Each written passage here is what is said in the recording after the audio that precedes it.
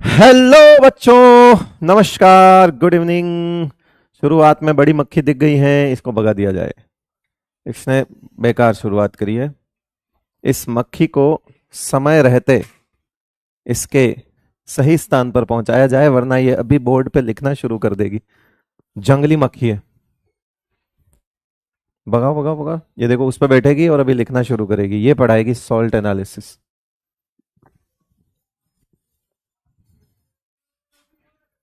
उसको ले आओ, वो रैकेट लेके आओ।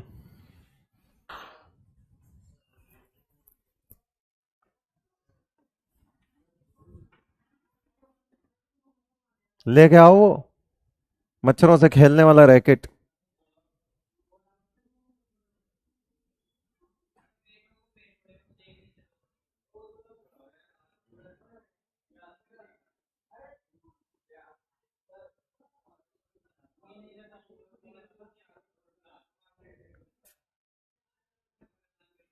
कर दो इसका पॉपकॉर्न। कहाँ है? बना दो पॉपकॉर्न इसका। आएगी अभी, ये मेरे को दे दो, लाओ इसका पॉपकॉर्न। ये गेम मैं ही खेलूंगा।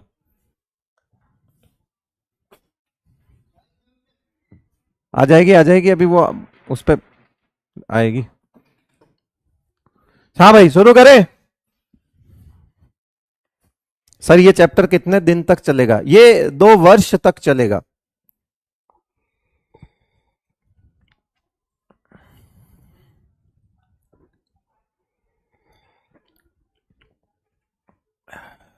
मैंने उसको कहा कि आज कॉफी मुझे ऐसे पात्र में देना कि मेरी इज्जत बढ़ जाए। उसने इज्जत का नहीं, कॉफी का ध्यान रखा, कॉफी बढ़ा दी। इज्जत वहीं की वहीं है, कांच के गिलास में भर के देती।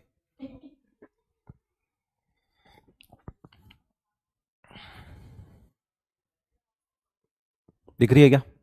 करते हैं बेटा, 1 मिनट शुरू करते हैं ना। वो मक्खी परेशान करेगी, वो ये मजाक की बात नहीं है। वो उस पर बैठ जाती है ना, तो फिर पेन नहीं चलता, वही चलती है। वो लिखती है अपने हाथ पैरों से, पता नहीं किस किस से।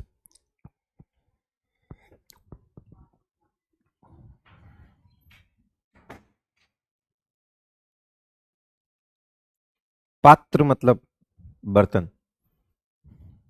बता, बर्तन मतलब समझता है? नहीं।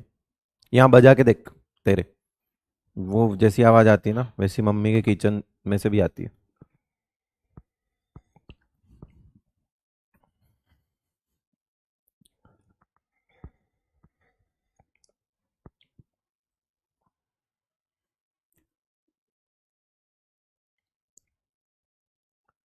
सर पढ़ाई में मजा नहीं आ रहा। हाँ तो कैसे आ सकता है पढ़ाई में मजा? कभी किसको आया बेटा? मेरे को ही नहीं आया, तेरे को क्या आएगा? पर ऐसे बोलने वाली बात थोड़ी होती है ये।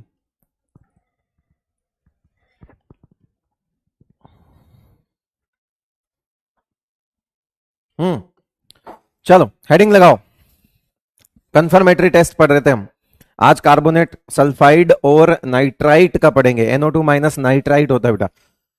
ये हम चल ही रहे हैं, ये वाला हमारे A1 वाले ग्रुप में है। ये A1 का है, ये A1 का है, ये A1 का है, ठीक है। बाकी जो है वो A2 के हैं। NO3 माइनस, ये A2 का है, ये A2 का है, ये A2 का है और ये A2 का है। और सल्फेट हम अलग से करेंगे, ठीक है। ठीक है भाई। हमने एक क्लासिफिकेशन कर लिया था, ये वाला क्लासिफिकेशन मैं आपको बता चुका था। हम ये वाले टेस्ट भी कर चुके थे। कंफर्मेटरी टेस्ट की बात हमको करनी थी, तो यहां से हम शुरू करते हैं कंफर्मेटरी टेस्ट। ओके, हेडिंग लगा लो।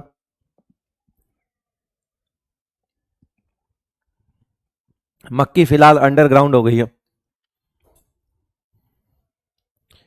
जब आएगी बाहर तब सफाया होगा उसका।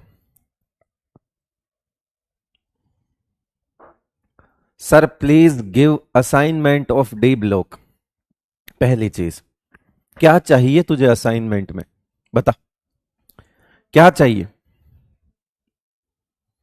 आज का डी ब्लॉक का असाइनमेंट यह है कि नोट्स पढ़ लेना आज और DPP कर लेना, ठीक है। वापस से नया करने की कोशिश मत करो कुछ भी। नोट्स पढ़ो। असाइनमेंट क्या होता है? असाइनमेंट लेंगे ये, बैकलॉग का पता नहीं, असाइनमेंट चाहिए इनको। हाँ जी भैया। तो confirmatory test for anions are perform by using water extract when salt is soluble in water and by using sodium carbonate extract, है ना, जिसको सोडा एक्सट्रैक्ट भी बोलते हैं in general, when salt is insoluble in water. क्या होता है कि जो कंफर्मेटरी टेस्ट होते हैं वो दो तरह से, अगर आपका सॉल्ट जो है वो सॉल्युबल है पानी में तो डायरेक्ट आप उसको पानी में घोल के आगे के टेस्ट परफॉर्म कर लीजिए। अगर वो सॉल्युबल नहीं है तो पहले उसमें सोडा एक्सट्रैक्ट जो है वो बनाना पड़ेगा। सर सोडा एक्सट्रैक्ट मतलब क्या होता है? कुछ नहीं है, सोडियम कार्बोनेट मिला दो उसमें, ठीक है, और बॉईल कर दो ना, सोडियम कार्बोनेट मिला दो उसमें, सॉल्ट में सोडियम कार्बोनेट मिला दो, बॉईल कर दो, कूल कर दो, है ना, बॉईल करो, करो, ठंडा करके छान लो, जो अपना फिल्ट्रेट है वो हमारा सोडिया एक्सट्रैक्ट हो जाएगा। मतलब फिर हम कुल मिला के बेसिकली समझो बात को, सोडियम कार्बोनेट एक्सट्रैक्ट उन सॉल्ट के लिए यूज होता है जो इनसॉल्युबल सॉल्ट होते हैं। जो क्या होते हैं? इनसॉल्युबल सॉल्ट्स होते हैं।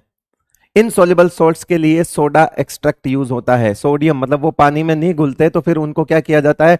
उनमें सोडियम कार्बोनेट मिलाकर गर्म किया जाता है, गर्म करके ठंडा किया जाता है, छान लिया जाता है, जो फिल्ट्रेट होता है उसको हम एज ए सैंपल आगे टेस्ट में यूज करते हैं। वो सिंपल सी बात है। तो सोडा एक्सट्रैक्ट जहां यूज होगा मैं उसकी प्रिपरेशन बता दूंगा, वैसे बता चुका हूं, प्रिपरेशन कुछ भी नहीं है। Salt plus Na2CO3 plus distil water, ये सोडियम कार्बोनेट एक्सट्रैक्ट कैसे बनता है? Salt plus Na2CO3 sodium carbonate plus distil water,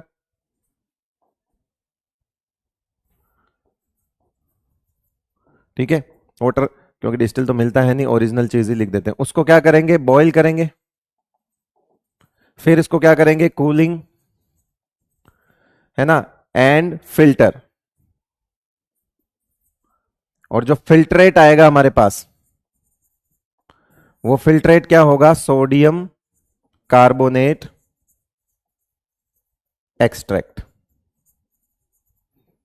ये जो फिल्ट्रेट होगा ये कैसा होगा? सोडियम कार्बोनेट एक्सट्रैक्ट होगा। तो सिंपल सा फंडा है, कुछ भी नहीं है, ये बस एक बेसिक नॉलेज दिया है कि जो पानी में घुल रहा है, आपको कोई सॉल्ट दिया, उसको आपने पानी में सॉल्युबल कर लिया, क्लियर सॉल्यूशन बन गया, मतलब आपका सॉल्ट सॉल्युबल है। सॉल्युबल है तो आप वाटर एक्सट्रैक्ट के साथ ही आगे कैरी फॉरवर्ड करिए चीजों को। आपको कोई सोडा कार्बोनेट वगैरह मिलाने की जरूरत नहीं है, सोडियम कार्बोनेट मिलाने की जरूरत नहीं है। लेकिन अगर वो पानी में नहीं घुलता है तो फिर उसके लिए ये इलाज करना पड़ता है। अगर वो सॉल्ट इनसॉल्युबल है तो हम ये काम करेंगे, ठीक है बेटा। तो ये ध्यान रखना, ये चीज मैंने लिख दी है। ये हर एक एनायन के कंफर्मेटरी टेस्ट के लिए ऐसा ही होता है ना। तो बार बार जहां पे कई बार शॉर्ट फॉर्म में सोडा एक्सट्रैक्ट लिखा होता है, वो सोडा एक्सट्रैक्ट का मतलब है सोडियम कार्बोनेट एक्सट्रैक्ट, कुछ नई बात नहीं है वो। हाँ सर डाउट है, बताओ। राधिका, राधिका पूछो, राधिका गौरी से बताइए, राधिका पूछो।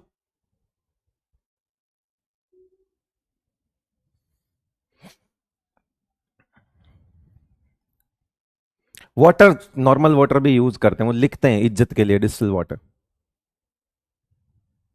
ठीक है, इज्जत के लिए डिस्टिल वाटर लिखा जाता है, नॉर्मल वाटर से ही बना लेते हैं, कोई खास बात नहीं, ठीक है। डाउट सेक्शन में है, डाउट, OMG, लालू यादव है डाउट सेक्शन में।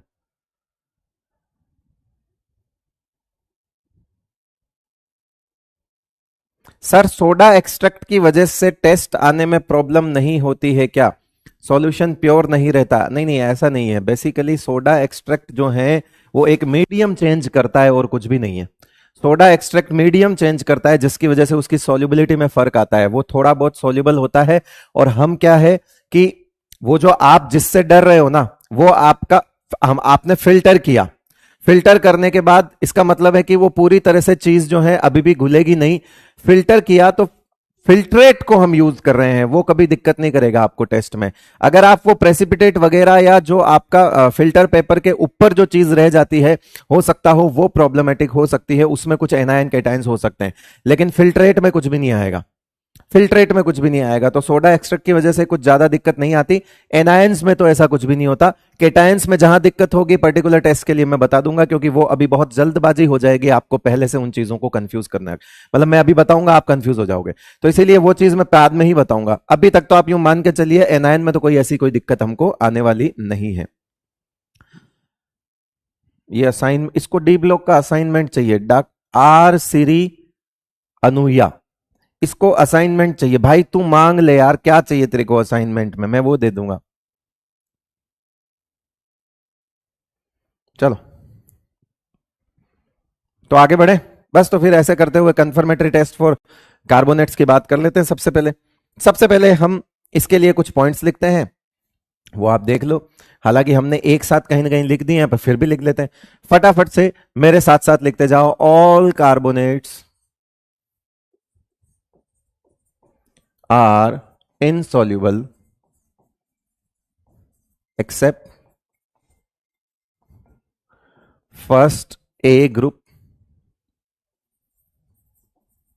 And ammonium carbonate. Ammonium carbonate, ये फर्स्ट ए का मतलब क्या है ना, फर्स्ट ग्रुप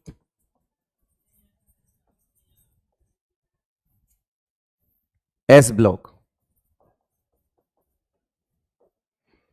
इसके अंदर दूसरा पॉइंट लिख देना, Li2CO3 इज स्पैरिंगली। स्पैरिंगली का मतलब क्या होता है? स्पैरिंगली का मतलब क्या होता है बेटा?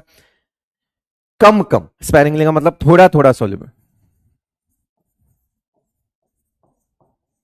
ये लो, कार्बोनेट्स के लिए ये दो पॉइंट काफी इंपॉर्टेंट है। पहली चीज, लगभग सारे कार्बोनेट्स इनसॉल्युबल होते हैं।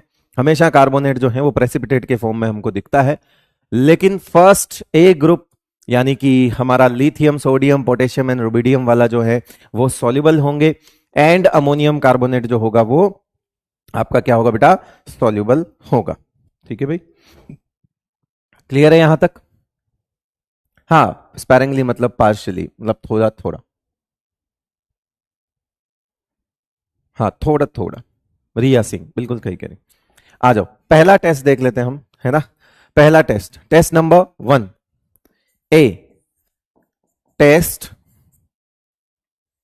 बाय डाइल्यूट H2SO4, जो कि हमने कल किया था वही है। एक तो उसी में यही आ जाएगा, मतलब कुछ प्रीलिमिनरी हम साथ के साथ ही लेंगे, और डाइल्यूट HCl भी हम ले सकते हैं।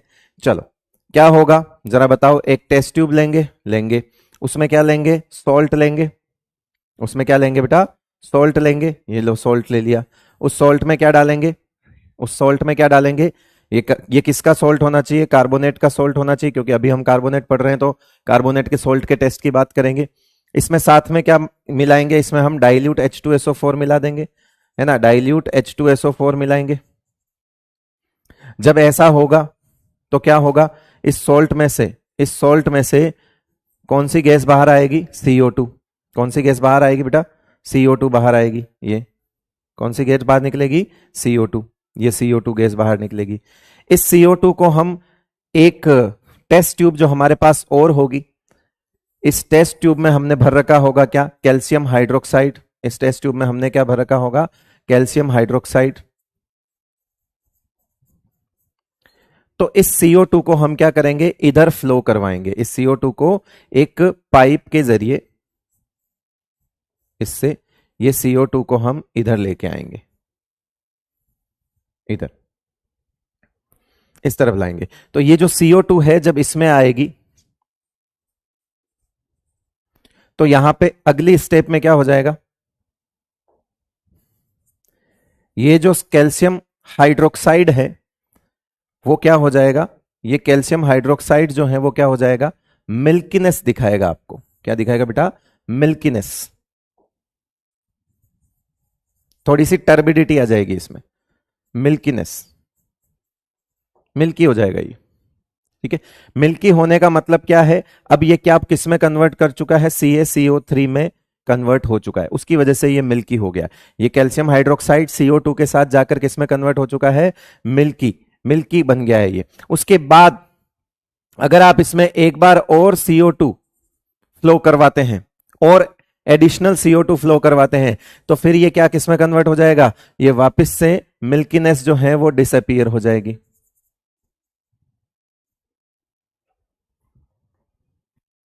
बनाते जाओ।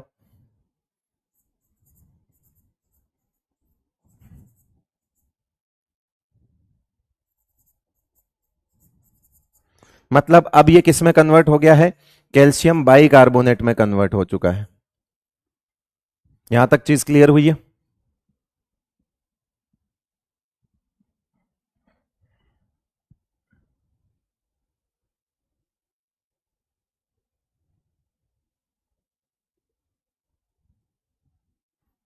संयम प्रताप सिंह कह रहा है नहीं समझ आया।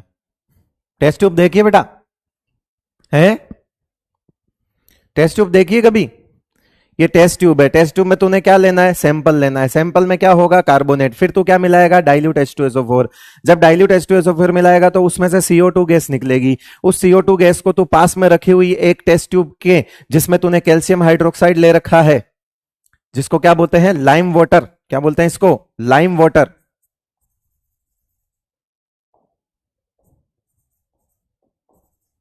क्या बोलते हैं इसको, लाइम वाटर। ये लाइम वाटर को क्या कर देता है, मिल्की कर देता है। वो क्लियर सॉल्यूशन होता है, ये मिल्कीनेस आ जाती है। मिल्कीनेस आने का मतलब है कंफर्म है। फिर यहां से हम दो और चीजें कर सकते हैं, यहां से हम दो चीजें और कर सकते हैं। इस सैंपल को आप या तो कर दीजिए बॉयल,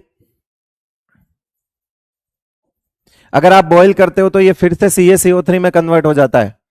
और अगर आप इसमें NH4OH मिला देते हो तो भी ये किस में कन्वर्ट हो जाता है आपका, CaCO3 में। तो अगेन यहां पे अगर आप वापस से देखे जाएंगे तो ये फिर से क्या बन जाएगा, CaCO3। फिर से क्या हो जाएगा, मिल्कीनेस आ जाएगी। और यहां से भी वापस से भी क्या हो जाएगा, ये CaCO3 बन जाएगा। अब बात को समझ लो, दो तरीके हैं इसको वापस आगे बढ़ाने के लिए। तो हमने जो भी ये टेस्ट किया है उसको मैं एक रिएक्शन की फॉर्मेट में लिख दूं, ये तो टेस्ट ट्यूब वाली फॉर्मेट में था। वापस सुन लो, ये यहां तक क्लियर है। CO2 निकली, हमने इसमें मिलाया, इसमें जब मिलाया तो इसका कलर कैसा हो गया, मिल्की, मतलब मिल्कीनेस आ गई, CaCO3 बन गया। फिर हमने और CO2 लगातार उसमें, मतलब यूं मान के चलिए इसी स्टेप को थोड़ी देर के लिए कंटिन्यू कर लीजिए। मतलब जैसे ये स्टेप शुरुआत में तो ये मिल्की हुआ, फिर आपने छोड़ा नहीं, उस CO2 को लगातार आने दिया आने दिया आने दिया, तो पहले जो मिल्कीनेस आई वो वापस गायब हो गई, क्योंकि CO2 और ज्यादा मिल रही है उसको। तो क्या बन गया, वो सॉल्युबल कैल्शियम बाइकार्बोनेट बन गया। अब पहले मिल्कीनेस आई फिर गायब हो गई। फिर आपको अभी भी शक है कि क्या करना है, तो एक काम करो, जो कुछ है उसको आप दो तरीके से और चेक कर सकते हो। इस सैंपल को आधा आधा कर दो, एक को करो बॉयल और एक में मिलाओ अमोनियम हाइड्रोक्साइड। कोई भी बेसिक मीडियम हो सकता है, बेसिकली अमोनियम हाइड्रोक्साइड वगैरह यूज करते हैं इसलिए लिख दिया। तो जब आप ऐसा करोगे तो CaCO3 फिर से कैल्शियम बाइकार्बोनेट फिर से CaCO3 में कन्वर्ट हो जाएगा, फिर से CaCO3 में कन्वर्ट हो जाएगा। ये वाली स्टेप अगर आप किसी को एज हाइड्रोजन चैप्टर याद आ रहा है तो मैं ये वाली स्टेप आपको क्लियर कर सकता हूं, ये वाली स्टेप आपको क्लियर कर सकता हूं। किसी किस को हाइड्रोजन चैप्टर याद है, किस किस को वाटर की हार्डनेस याद है, किस किस को टेम्परेरी हार्डनेस मिटाना याद है। पानी की टेम्परेरी हार्डनेस कैसे मिटाते थे, पानी की टेम्परेरी हार्डनेस में किसकी इंप्योरिटी होती थी, बाइकार्बोनेट्स की होती थी। क्या उसमें कैल्शियम का बाइकार्बोनेट होता था बेटा, कैल्शियम के बाइकार्बोनेट में टेम्परेरी हार्डनेस रिमूवल का पहला मेथड होता था बॉयल कर दो। तो इसका मतलब हुआ ये टेम्परेरी हार्डनेस वाली रिएक्शन हो गई। देखो बाइकार्बोनेट को गर्म करोगे तो वो कार्बोनेट में कन्वर्ट हो जाएगा, और कार्बोनेट का मतलब होता है वो नीचे जाके प्रेसिपिटेट जमा हो जाएगा, क्योंकि कार्बोनेट्स आर जनरली इनसॉल्युबल। जैसे ही कार्बोनेट बनेगा वो कैसा हो जाएगा बेटा, टर्बिडिटी आ जाएगी, और थोड़ी देर छोड़ोगे तो नीचे जो है वो प्रेसिपिटेट जमा हो जाएगा। क्या आपको ये पहली रिएक्शन याद हो गई? फिर एक आया था क्लार्क्स प्रोसेस, जिसमें आपने कैल्शियम हाइड्रोक्साइड लिया था, मैं कह रहा हूं मैंने अमोनियम हाइड्रोक्साइड लिया है। एक में तो हमने direct by the way of boiling से हमने हार्डनेस मिटाई थी, याद आ रहा है, ये हो गई वो पहली रिएक्शन, फिर से कैल्शियम कार्बोनेट बन गया। दूसरा प्रोसेस हमने लिया क्लार्क्स प्रोसेस, याद आ रहा है कुछ, क्लार्क्स प्रोसेस।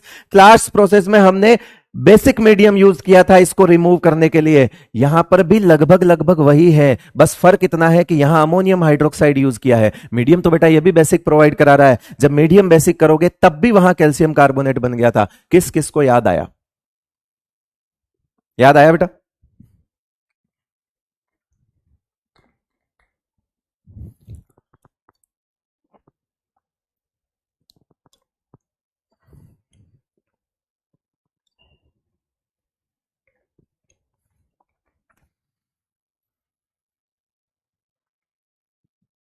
ठीक है, okay, good good good good good.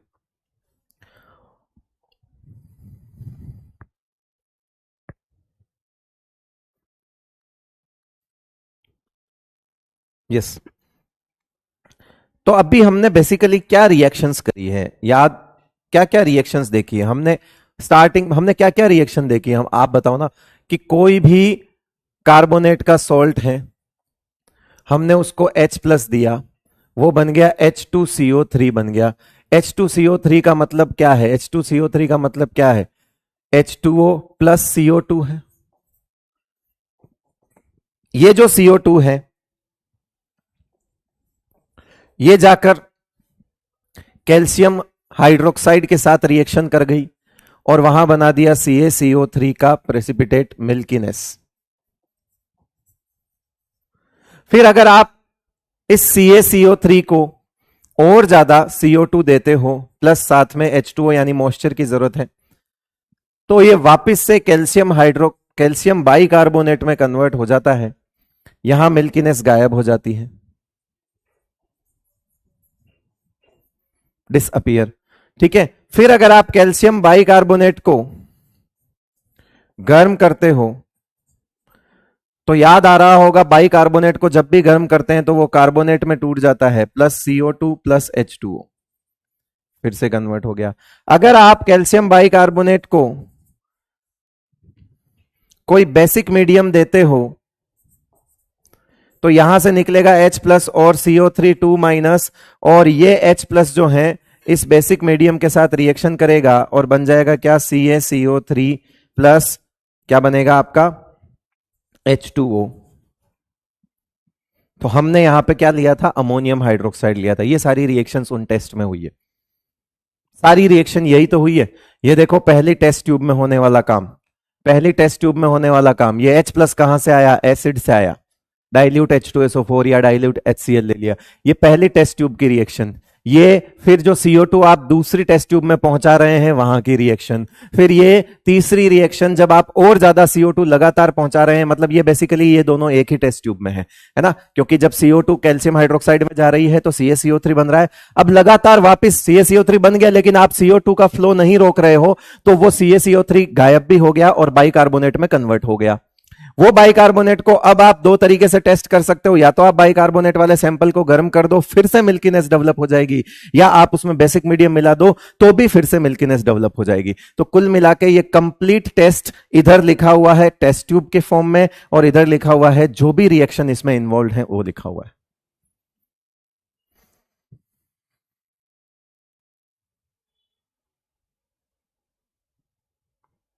आसान है, ठीक है।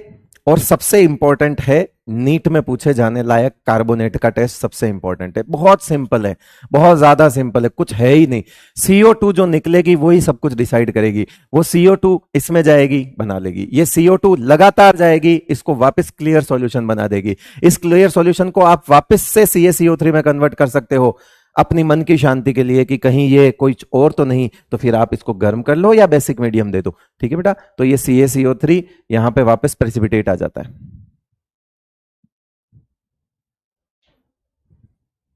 ओके। यहां थोड़ा सा 2 लगा देना बेटा। हो गया कैल्शियम बाइकार्बोनेट। चले आगे। क्लियर है? बिल्कुल नहीं भूलना है, ऐसे पढ़ा रहा हूं कि साथ के साथ ही याद करना है, कोई फालतू बात नहीं। अब जो मैं टेस्ट करवा रहा हूं उसके चांसेस हालांकि कम है, क्योंकि नीट में आने के चांसेस तो पूरे पूरे इसके हैं। ये एकमात्र टेस्ट जहां से आपको सब कुछ पता लग जाएगा, लेकिन फिर भी मैं आपको और टेस्ट करवा देता हूं, 2 टेस्ट और करवा देता हूं। चलो 2 टेस्ट और कराता हूं, होने को 2-3 और होते हैं, पर चलो मैं 2 इंपॉर्टेंट और करवा देता हूं।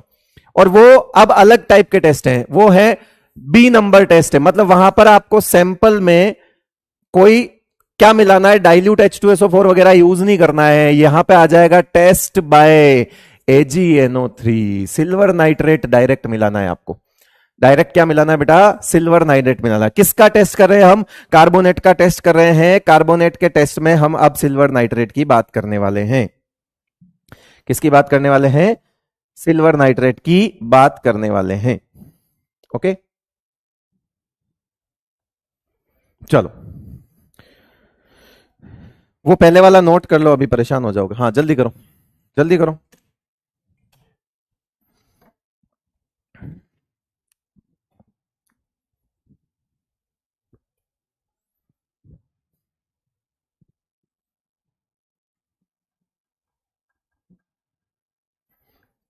रिएक्शंस पॉइंट ऑफ व्यू से केवल ये वाला टेस्ट इंपॉर्टेंट है, आगे के जो मैं टेस्ट करवाऊंगा उसमें ज्यादा से ज्यादा आपको खाली क्या बनता है प्रोडक्ट और प्रोडक्ट का कलर वगैरह ये सब ध्यान रखने हैं बस। तो हर एक की रिएक्शंस नहीं लिखेंगे हम, आपके लिए प्रॉब्लमेटिक हो जाएगी चीजें, इजी रखना है चीजों को, क्योंकि सवाल क्या आना है, अगर उन आगे वाले टेस्ट में से सवाल आ भी गया तो कोई बात नहीं, हम जो करेंगे उससे आपको समझ आ जाएगा, आसान तरीके से वही टेस्ट ट्यूब वाला मेथड करेंगे।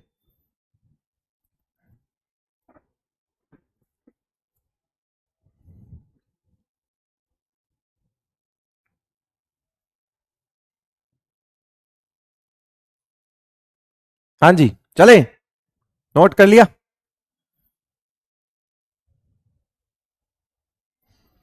नहीं हो रहा सर बाय, कोई बात नहीं बेटा, कोई फर्क नहीं पड़ता, इस सोच के साथ साइंस नहीं लेनी थी आपको, है ना, कोई दिक्कत नहीं है। नहीं हो रहा है गिव अप करने वाली बात नहीं करनी है आपको, बुरा लगता है दिल से, खैर कोई बात नहीं, सबकी अपनी अपनी सोच है। और अभी तक तो मैंने कोई शायद ऐसा टेस्ट बताया ही नहीं है, अब जो मैं टेस्ट बताऊंगा वो शायद तुमने पहले नहीं पढ़ा होगा, ये तो तुमको 11th क्लास से पता है, 11th क्लास में ही पढ़ लिया था ये, है ना।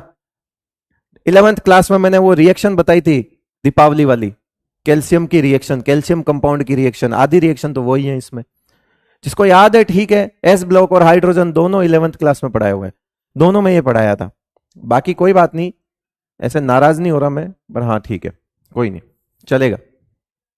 सिल्वर नाइट्रेट के साथ एक्वस सिल्वर नाइट्रेट के साथ हम ये टेस्ट करेंगे, क्या लेंगे हम, सॉल्यूबल लेंगे, टेस्ट ट्यूब लेंगे, ठीक है। उस टेस्ट ट्यूब में कौन सा सैंपल होगा बेटा, कार्बोनेट सैंपल होगा, फिर हम उसमें क्या मिला देंगे, AgNO3 मिला देंगे, ठीक है। AgNO3 जैसे ही मिलाएंगे हमारे पास यहां पे प्रेसिपिटेट आएगा, क्या प्रेसिपिटेट आएगा, है ना, पेल येलो कलर का, फीके पीले रंग का एक प्रेसिपिटेट हमारे पास यहां पे जमा होगा, प्रेसिपिटेट जमा होगा फीके पीले रंग का, वो किसका होगा, Ag2CO3 सिल्वर के कार्बोनेट का, क्योंकि अंदर कार्बोनेट है, नाइट्रेट कार्बोनेट जो है वो डिस्प्लेसमेंट रिएक्शन होगी, ठीक है। तो कुल मिला के क्या होने वाला है, वो जो सिल्वर नाइट्रेट है अंदर जाके उस कार्बोनेट के साथ क्या करेगा, सिल्वर कार्बोनेट बना लेगा, Ag2CO3 बना लेगा, है ना, Ag2CO3 बना लेगा। अब इस टेस्ट ट्यूब के इस सैंपल के हम क्या करेंगे, नीचे प्रेसिपिटेट है ऊपर सॉल्यूशन है, इसके हम 3 टुकड़े करेंगे, इसको हम 3 अलग अलग जगह बांट लेंगे, इसको हम क्या कर लेंगे बेटा, इसके हमको 3 टेस्ट करने हैं, इसके हमको क्या करने हैं, 3 टेस्ट करने हैं, ये 3 हमने 3 ले लिया यहां पे। सबसे पहले हमारे पास यहां पे इसके 3 टेस्ट करेंगे, ऐसा मतलब 3 जगह पे इसका अलग अलग टेस्ट करेंगे।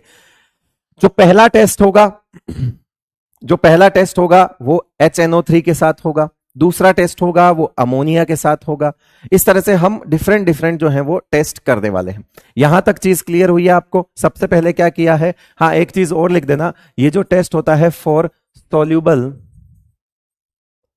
सॉल्ट ऑफ कार्बोनेट, ये टेस्ट किसके लिए होता है, सॉल्युबल सॉल्ट ऑफ कार्बोनेट, और सॉल्युबल कौन होता है, या तो अमोनियम कार्बोनेट होता है या एस ब्लॉक का फर्स्ट ग्रुप होता है वो सॉल्युबल होता है। तो ये सॉल्युबल सॉल्ट के लिए करते हैं ये वाला टेस्ट, डायरेक्ट सॉल्युबल सॉल्ट जो होता है उसके लिए क्या करते हैं, AgNO3 मिला देते हैं उसमें, तो डाइल्यूट HNO3 करते हैं, है ना, अमोनिया हम उसमें लिखेंगे और फिर उसमें हम क्या मिलाएंगे, उसको गर्म करेंगे। 3 तरह से हम चीजें काम कर ले सकते हैं। सबसे पहले हम क्या लिखेंगे उसमें, हो सकता HNO3 डाइल्यूट HNO3 के साथ, दूसरा वाला हम करेंगे इसको बॉयल, और तीसरा में है हम ले लेंगे NH3 वो भी एक्सेस में।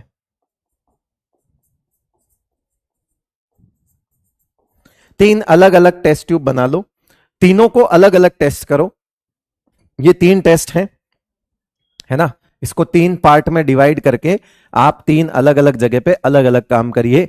सबसे पहले जब हम डाइल्यूट HNO3 के साथ रिएक्शन करेंगे, अगेन यहां से हमको नाइट्रेट आयन मिलेगा, HNO3 में क्या है बेटा, नाइट्रेट आयन है, HNO3 में क्या है, नाइट्रेट आयन है। तो फिर से हमको क्या मिलने वाला है, यहां पे AgNO3 का क्लियर सॉल्यूशन मिलने वाला है। यहां पे हम देखेंगे कि वो जो हमारा पेल येलो कलर का जो है वो क्या हो जाएगा, यहां AgNO3 का AgNO3 क्लियर सॉल्यूशन। अगर डाइल्यूट HNO3 मिलाते हो तो यहां पर जो ये पेल येलो कलर का प्रेसिपिटेट है ये गायब हो जाता है। ठीक है। अगर आप बॉईल करते हो तो बॉईल करने के लिए, बॉईल जब करोगे तो यहां क्या होगा, डार्क ब्राउन प्रेसिपिटेट आ जाएगा। वो प्रेसिपिटेट किसका होगा, Ag2O का, यानी कि उसका ऑक्साइड बन जाएगा। कार्बन जब हीट करते हैं तो किस में कन्वर्ट हो जाता है बेटा, कार्बोनेट को जब हीट करते हैं तो वो ऑक्साइड में कन्वर्ट होता है, प्लस कौन सी गैस निकल जाती है, CO2 गैस निकल जाती है। लेकिन ये वाला कार्बोनेट ड्राई नहीं है, ये वेट है, ये पानी में घुला हुआ कार्बोनेट है, और पानी में घुला हुआ कार्बोनेट है तो वो क्या होगा, जब Ag2O में कन्वर्ट होगा तो यहां पे डार्क ब्राउन प्रेसिपिटेट हमारे को दिखने लगेगा। ये एक दूसरा टेस्ट है इसका। तीसरा टेस्ट है, हम अमोनिया ले लेंगे। एक्सेस में जब अमोनिया ले लेंगे तो बताओ ये अमोनिया कैसा काम करेगा, क्या ये लिगेंड की तरह काम करेगा, लिगेंड की तरह काम करेगा। तो यहां क्या हो जाएगा, कॉम्प्लेक्स फॉर्मेशन हो जाएगा बेटा। किसका कॉम्प्लेक्स फॉर्मेशन हो जाएगा, यहां पे फिर से एक क्लियर सॉल्यूशन आ जाएगा। यहां पे क्या हो जाएगा, यहां पे फिर से क्या आ जाएगा, क्लियर सॉल्यूशन आ जाएगा। बताओ कौन सा आएगा, AgNH3 का होल ट्वाइस। यहां पे क्या आ जाएगा, कॉम्प्लेक्स बन जाएगा AgNH3 का होल ट्वाइस। ये कॉम्प्लेक्स हमने पढ़ा है, ये वाला कॉम्प्लेक्स बन जाएगा।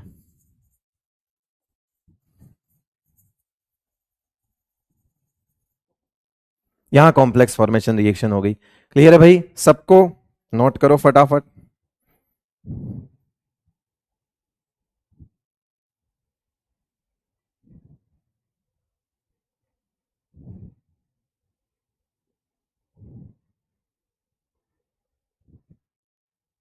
जल्दी लिखो, मैं वो मक्खी ढूंढ रहा हूं।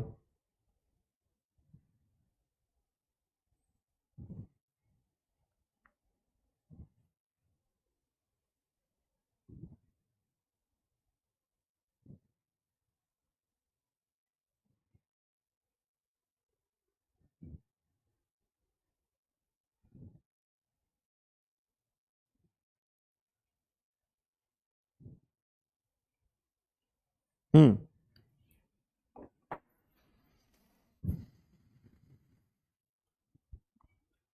हाँ ये लिख देना, मैं बोला तो था, क्लियर ही होता है इसका, कोई कलर नहीं होता इस कॉम्प्लेक्स का, पानी की तरह क्लियर हो जाता।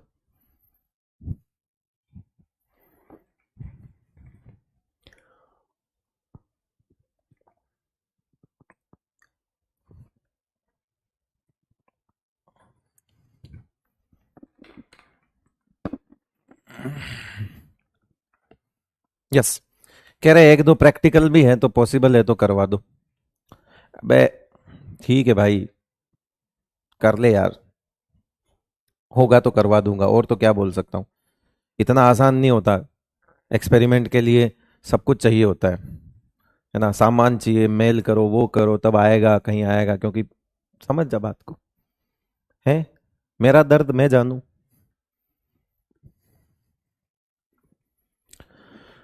हाँ जी, तो टेस्ट बाई AgNO3 आपको समझ आ गया। ठीक है, एक टेस्ट और कर लेते हैं, काफी है, HgCl2 के साथ, मर्क्यूरिक क्लोराइड के साथ एक टेस्ट और कर लेते हैं। नोट कर लिया, आगे बढ़े। Test bye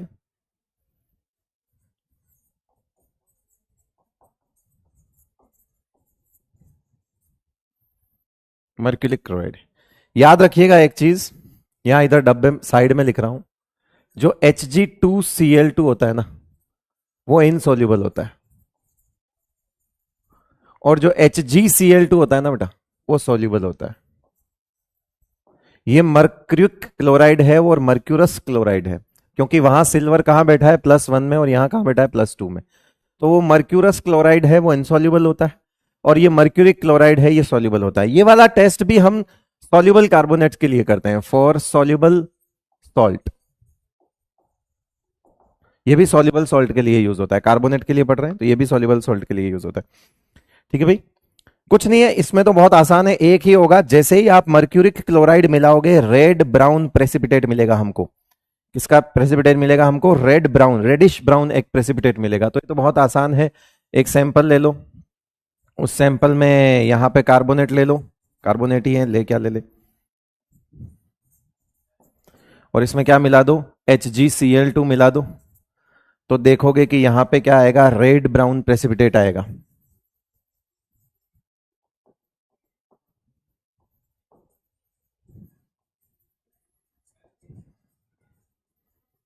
red brown PPT होगा।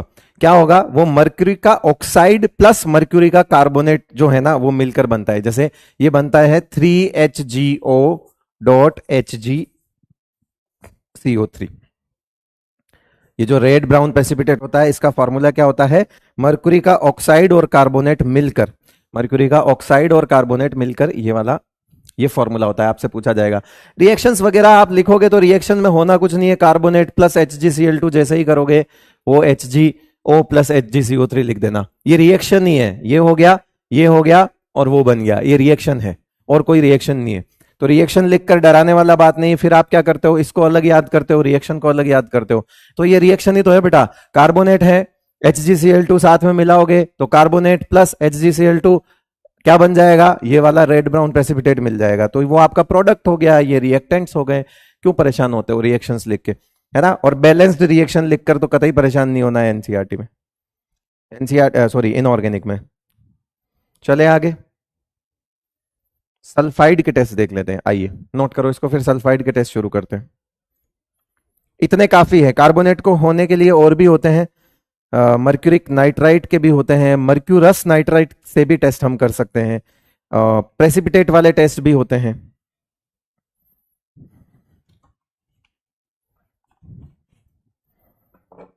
लेकिन वो सब इतना डिटेल में जाने की जरूरत आपको नहीं है।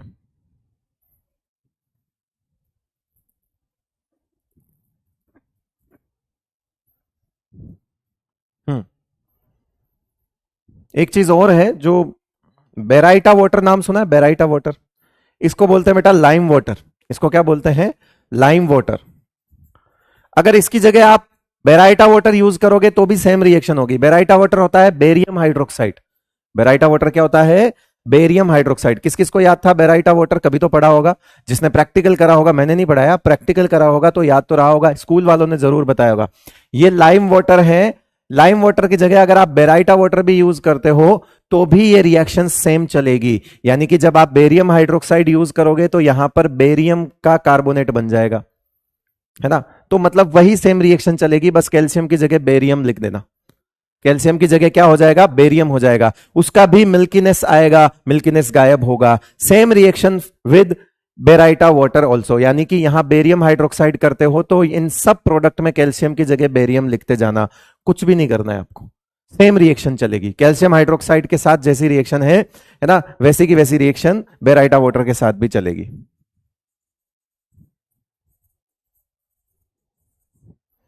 बेरियम हाइड्रोक्साइड,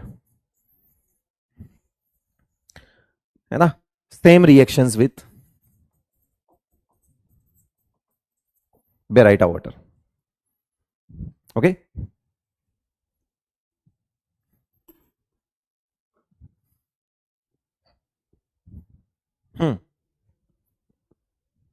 चले आगे। कुछ नहीं करना, बस बेरियम कार्बोनेट, फिर बेरियम का बाइकार्बोनेट, सेम चलेगा, बस कैल्शियम की जगह बेरियम लिखते जाना। And the observation will be remain same, like milkiness disappear. Again आप बॉयल वगैरह करते हो तो मिल्कीनेस वगैरह जो है वो वापस से डेवलप हो जाएगी। सेम चीज, सेम रिएक्शन चलेगी, इसलिए दोबारा लिखने की जरूरत नहीं है। चलिए आइए अब पढ़ते हैं हम क्या। ये तो आप चाहो, ये वो लैब मैनुअल वाली बुक है ना। ये देखो, इसमें ये कार्बोनेट के लिए कंफर्मेटरी टेस्ट सिर्फ एक ही दिया है, हमने 3 कर लिए हैं। इन्होंने सिर्फ वो दिया हुआ है, take 0.1 gram of salt in a test tube, add dilute sulphuric acid, CO2 gas is evolved with brisk effervescence which turns lime water milky, जो कैल्शियम हाइड्रोक्साइड यानी लाइम वाटर को मिल्की कर देता है।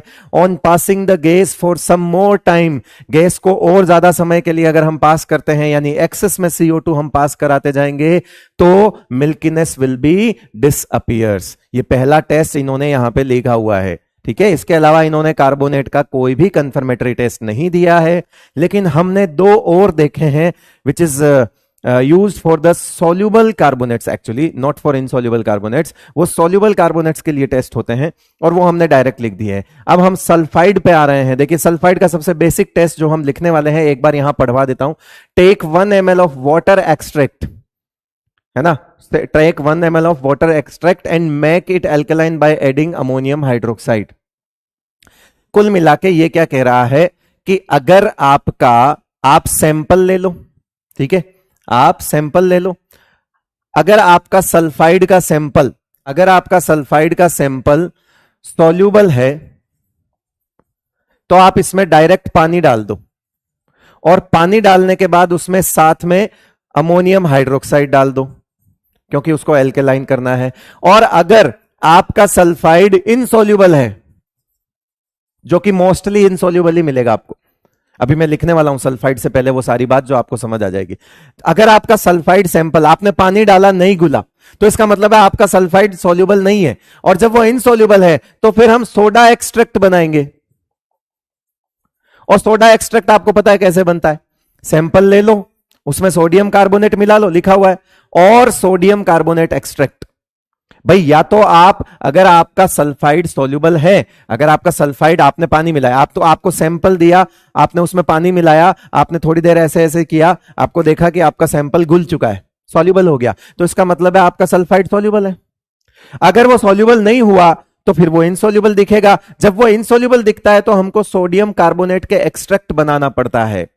याद आया सोडियम कार्बोनेट का extract कैसे बनाता है, मैंने इन जनरल पहले बता दिया, ये सोडियम कार्बोनेट का एक्सट्रैक्ट यूज करो। अगर वो सॉल्यूबल है तो डायरेक्ट पानी और अमोनियम हाइड्रोक्साइड यूज करो। आप बोलोगे कि सर इस केस में तो अमोनियम हाइड्रोक्साइड ने मीडियम को बेसिक किया, इस केस में किसने किया? अरे तो सोडियम कार्बोनेट जब मिला रहे हो, सोडा एक्सट्रैक्ट अपने आप में ही एक अल्कलाइन मीडियम है। सोडियम कार्बोनेट, अगर आप सोडियम कार्बोनेट एक्सट्रैक्ट यूज कर रहे हो तो फिर आपको अमोनियम हाइड्रोक्साइड यूज करने की जरूरत थोड़ी है, फिर तो वो वैसे ही मीडियम है। सोडियम कार्बोनेट होता क्या है, बेसिक ही तो होता है नेचर में। तो अगर आप सोडा एक्सट्रैक्ट यूज कर रहे हो तो फिर आपको अलग से बेसिक मीडियम यूज करने की जरूरत नहीं है। फिर आपको add a drop of sodium nitroprusside. किस किस को सोडियम नाइट्रोप्रोसाइड SNP याद है, जल्दी बताओ कमेंट सेक्शन में, किस किस को सोडियम नाइट्रोप्रोसाइड याद है SNP?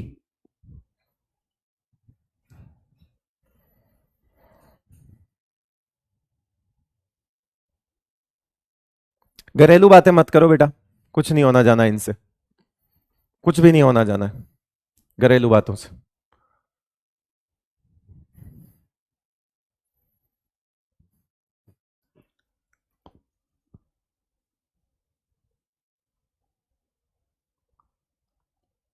बताओ जल्दी बताओ। नहीं याद, नहीं याद। अच्छा, कोऑर्डिनेशन तो पढ़ा दिया मैंने। कोऑर्डिनेशन में मैंने कुछ लास्ट के लेक्चर में ये चीजें ही तो पढ़ाई थी। सल्फाइड आयन के टेस्ट में सोडियम नाइट्रोप्रोसाइड मिलाते हैं, किस किस को याद है बताओ? एफी का कॉम्प्लेक्स था, किस किस को याद है? सोडियम नाइट्रोप्रोसाइड में एफी का कॉम्प्लेक्स था। एफी साथ में क्या था, कौन बताएगा? CN5NO, याद आ रहा है? ये सोडियम नाइट्रोप्रोसाइड था। Na2 साथ में बाहर था, Na2FeCN5NO, किस किस को याद है? Na2FeCN5NO, yes yes yes yes, कुछ कुछ लोगों ने, ये सोडियम नाइट्रोप्रोसाइड होता था और वहां लिखा था कि ये सल्फाइड आयन के टेस्ट में लैब में रिएजेंट यूज होता है। आ गई बात आज वापस। और जब इसको मिलाते हैं तो सल्फाइड आयन होता है तो वॉयलेट और या फिर पर्पल कलर डेवलप होता है। याद आया? सल्फाइड आयन का टेस्ट करते हैं तो सोडियम नाइट्रोप्रोसाइड की जरूरत पड़ती है ना? प्रशियन ब्लू नहीं बे, बैठ जा अभी तू, आगे आगे मत चल, ठीक है? याद आया ये? तो अब कुल मिला के हमारे पास दो तरीके से हम टेस्ट करेंगे सल्फाइड आयन के, और सल्फाइड आयन के और भी टेस्ट दिखा दूंगा मैं आपको। चलो, तो सबसे पहले हम यहां पे कंफर्मेटरी टेस्ट की बात करते हैं। किसकी? सॉल्ट प्लस वाटर, यानी कि वो वाटर एक्सट्रैक्ट हो गया, या फिर सोडियम कार्बोनेट एक्सट्रैक्ट, दो यूज कर सकते हैं, दोनों में से कोई भी यूज कर सकते हैं। अगर आप वाटर एक्सट्रैक्ट यूज करते हो, ये कौन सा केस होगा? In case of soluble sulphide.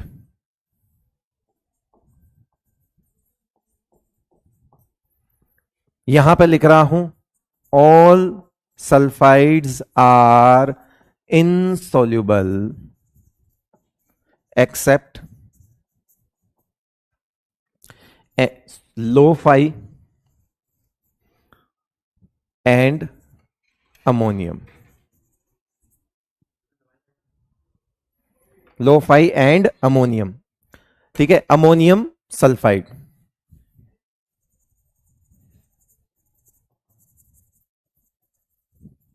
Ammonium sulphide इतना इंपॉर्टेंट सॉल्ट नहीं है, आप तो सिर्फ लो-fi तक ध्यान रख लो, क्यों अननेसेसरी लोड बढ़ा रहे हो अपना।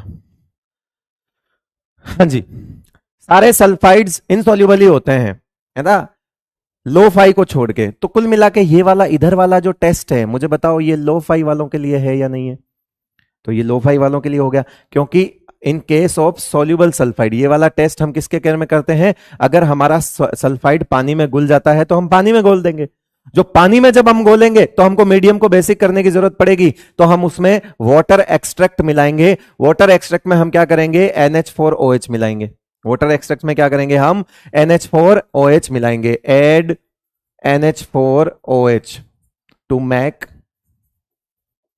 मीडियम एल्केलाइन, ठीक है।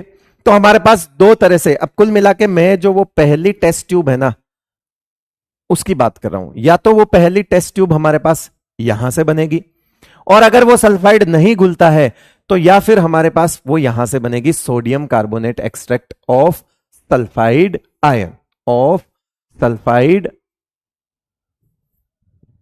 ठीक है, सोडियम कार्बोनेट ऑफ सल्फाइड। अब इसको अगर देखोगे तो मान लो ये सोडा एक्सट्रैक्ट है, ये क्या है? सोडियम कार्बोनेट एक्सट्रैक्ट है,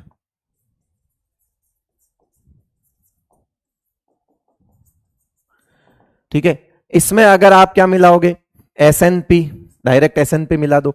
SNP क्या होता है बेटा?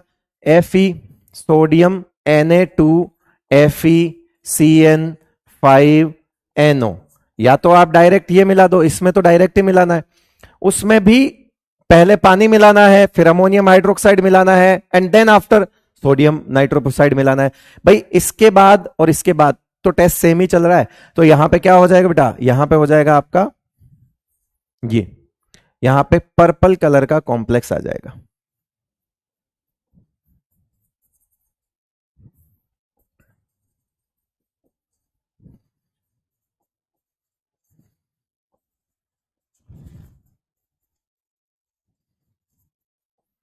और वो कॉम्प्लेक्स कौन सा होगा? Na4FeCN5NOS, ये कॉम्प्लेक्स बनता है।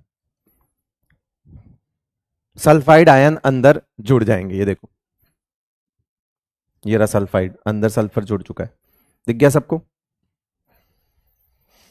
क्लियर है भाई? सेम टेस्ट इधर भी होगा, सेम टेस्ट इधर भी होगा।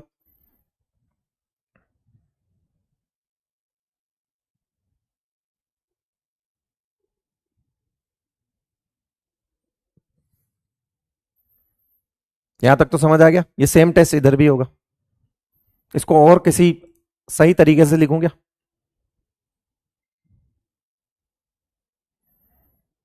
रुक जाओ, कोशिश करते हैं और इजी समझ लो। हमारे पास सॉल्ट दो तरीके से हम इसको लेके जाएंगे, इफ सॉल्युबल,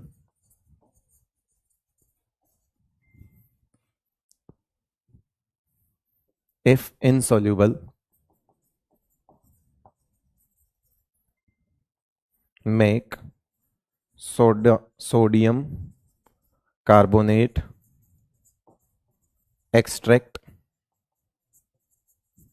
इसको ऐसे लिख लेना, डायरेक्ट लिख देना, if soluble add water plus NH4OH। तो ये वाली टेस्ट ट्यूब हमारे पास ये वाली तैयार हो गई, और ये वाली टेस्ट ट्यूब हमारे पास सोडा एक्सट्रैक्ट वाली तैयार हो गई। इन दोनों के साथ सेम कहानी घटेगी, इन दोनों के साथ सेम चलेगा। SNP आप डालो, पर्पल कलर आएगा।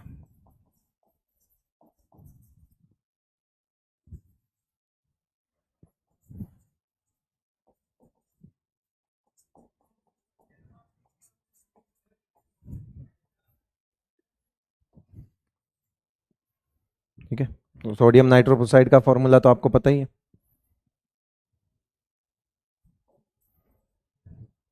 Na2। पीछे वाला नहीं भी लिखोगे चलेगा, मैंने इसको आपको और इजी वे में बता दिया है, CN5NO। ये SNP होता है, सोडियम नाइट्रोप्रोसाइड। सोडियम नाइट्रोप्रोसाइड, पूरा नाम लिखना चाहते हो लिख दो, sodium nitroprusside.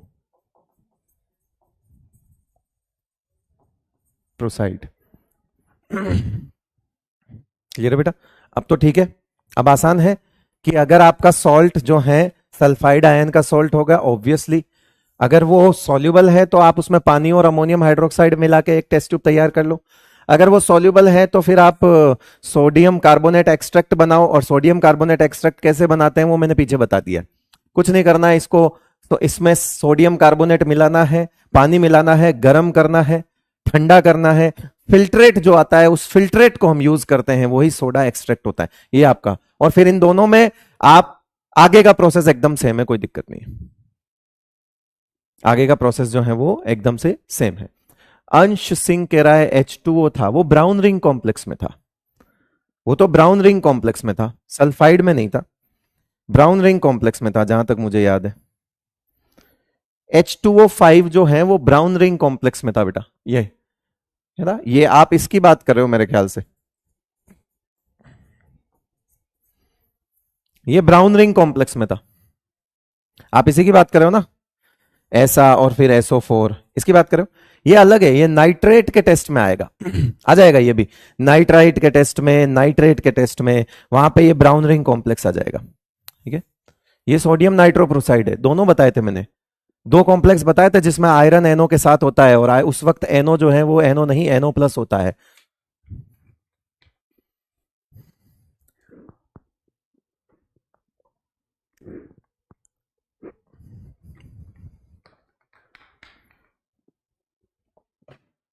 So the purple colour जो है वो कंफर्म करता है कि आपका टेस्ट में कि इसमें क्या है, sodium nitrate sorry sulphide ions हैं, प्रेजेंट हैं।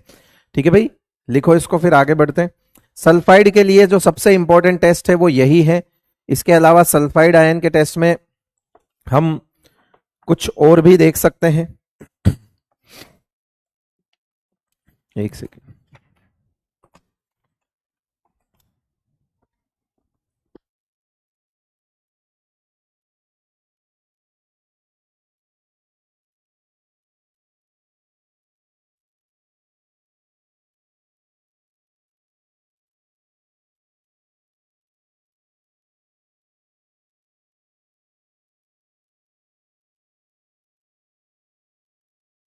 ये जो टेस्ट है ये सल्फाइड आयन का कंफर्मेटरी टेस्ट है। प्रीलिमिनरी टेस्ट में हमने देखा था कि सल्फाइड आयन जो है वो H2S गैस देता है, याद है कुछ? तो कुछ टेस्ट हम उस H2S गैस से भी आगे कर सकते हैं, कुछ टेस्ट हम उस H2S गैस से भी आगे कर सकते हैं, और वो कौन से होंगे देख लेते हैं, आ जाइए। ये लिख दिया टेस्ट एक, तो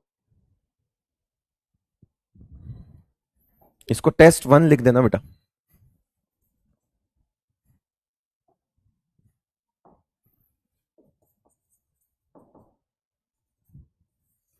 टेस्ट 2 की बात कर लेते हैं, ये और आगे ये तो सेम ही है। टेस्ट 2 हमको पता है कि हमने स्टार्टिंग में क्या लिखा था, कल वाले नोट्स देखो अपने फटाफट, आपको पता चलेगा कि जब यहां पर सल्फाइड आयन होता है, जब यहां हम सल्फाइड आयन होता है और फिर हम अगर इसमें है ना डाइल्यूट H2SO4 मिलाएंगे या डाइल्यूट H2HCl मिलाएंगे तो क्या होगा, ये क्या देगा, H+ देगा, ये क्या देगा, H+ देगा, ये H+ और ये मिलके क्या बना देंगे, H2S गैस ये मिलकर क्या बना देंगे, H2S गैस।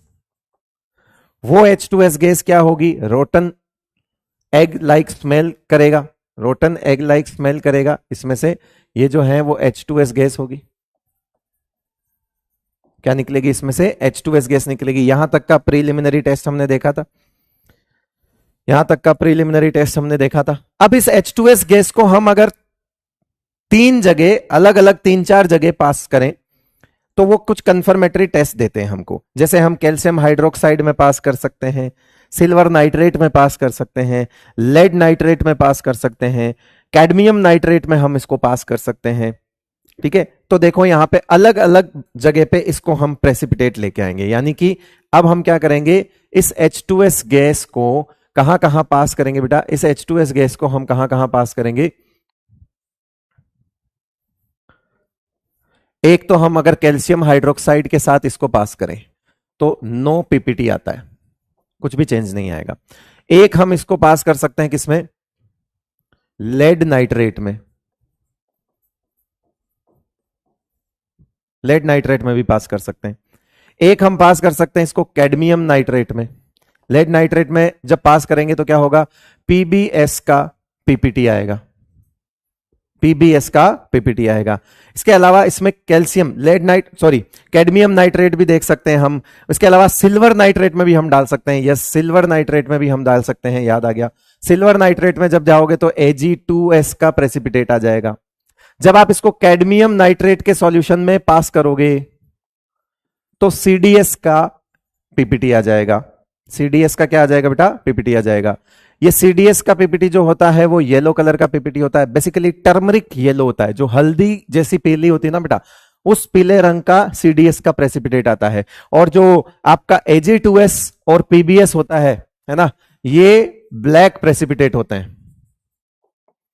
तो उस H2S गैस को अगर आप किसी टेस्ट ट्यूब में रखे हुए कैल्शियम हाइड्रोक्साइड यानी कि लाइम वाटर में पास करते हो, कोई प्रेसिपिटेट नहीं आएगा।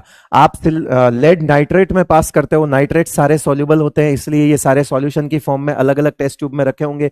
पहली टेस्ट ट्यूब आपने कैल्शियम हाइड्रोक्साइड की ली, H2S गैस को उसमें पास करवाया, कोई चेंज नहीं हुआ। आप फिर आपने दूसरी ली लेड नाइट्रेट, आपने देखा कि वहां पर ब्लैक प्रेसिपिटेट आ गया पीबीएस का।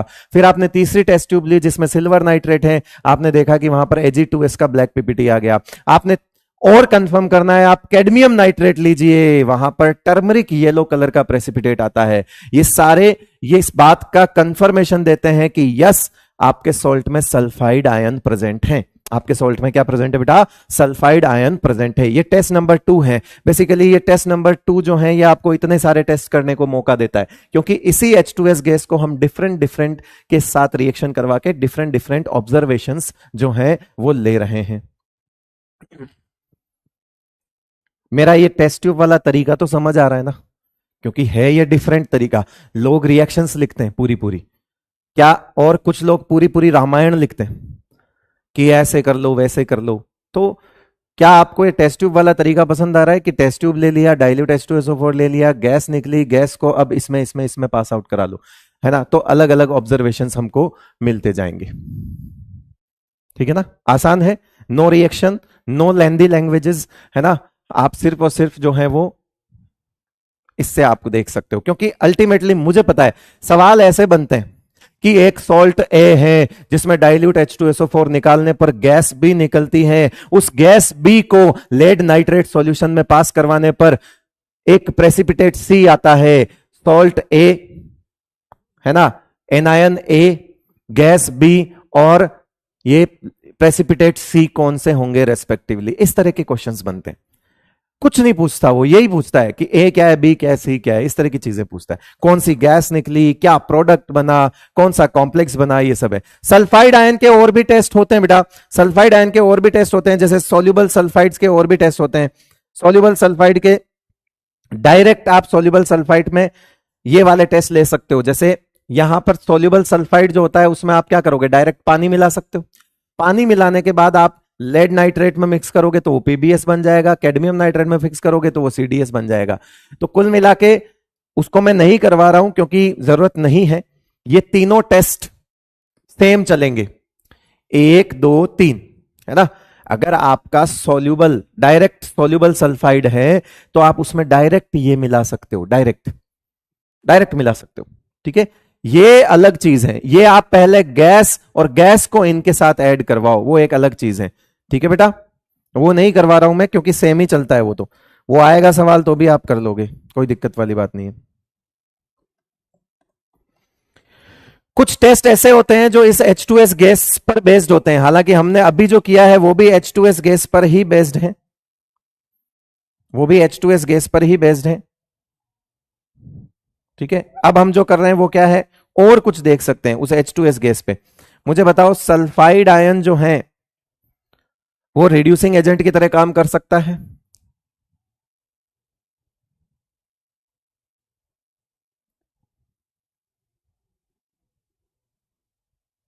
चले आगे, लिख लिया हो तो आगे चले, वेट कर रहा हूं मैं तुम्हारा, लिख ही दिया है।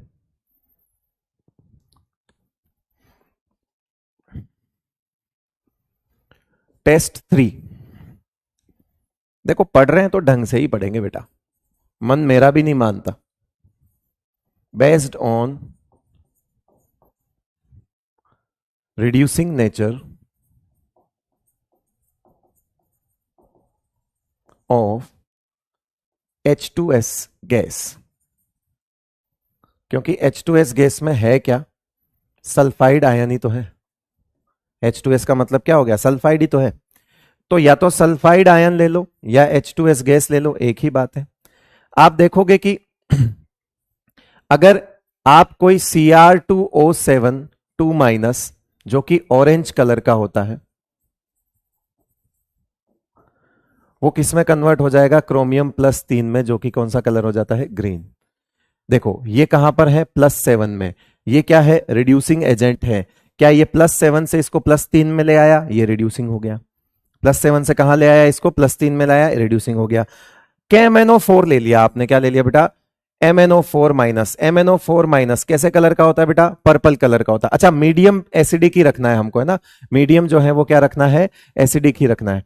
ये क्या कलर का होता है, पर्पल कलर का होता है।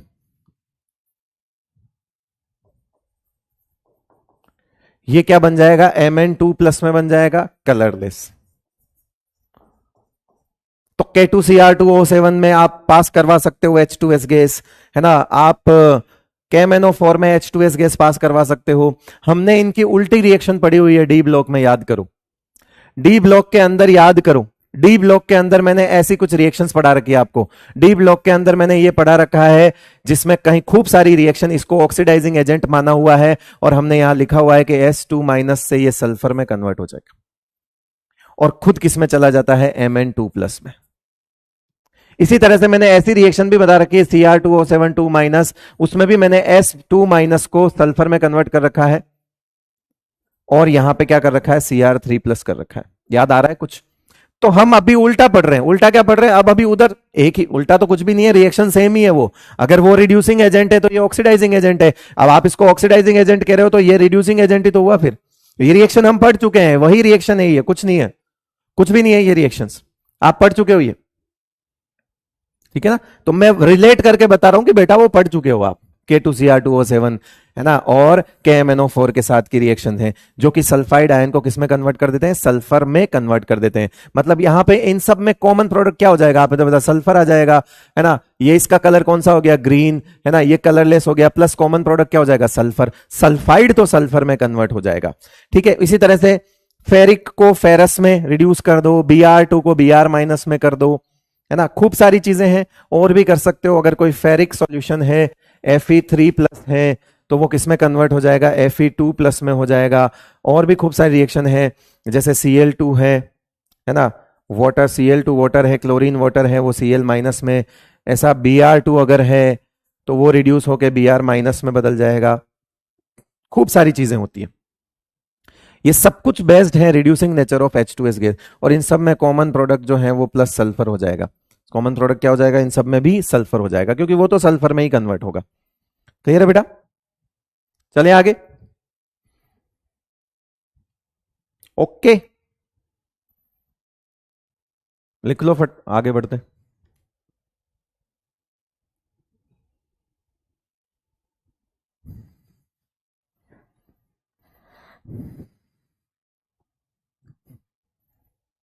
नाइट्राइट पढ़ते हैं, आ जाओ।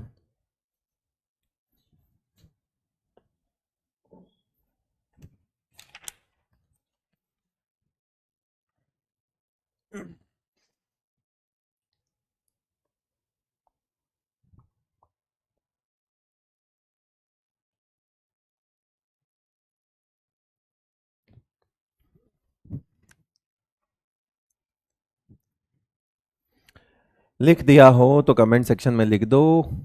आगे बढ़ जाते हैं, देख रहा हूं मैं, noted noted noted noted, okay okay okay, ठीक है, ठीक है बेटा, ओके गुड। अब हम पढ़ते हैं confirmatory test for nitrates, nitrites sorry.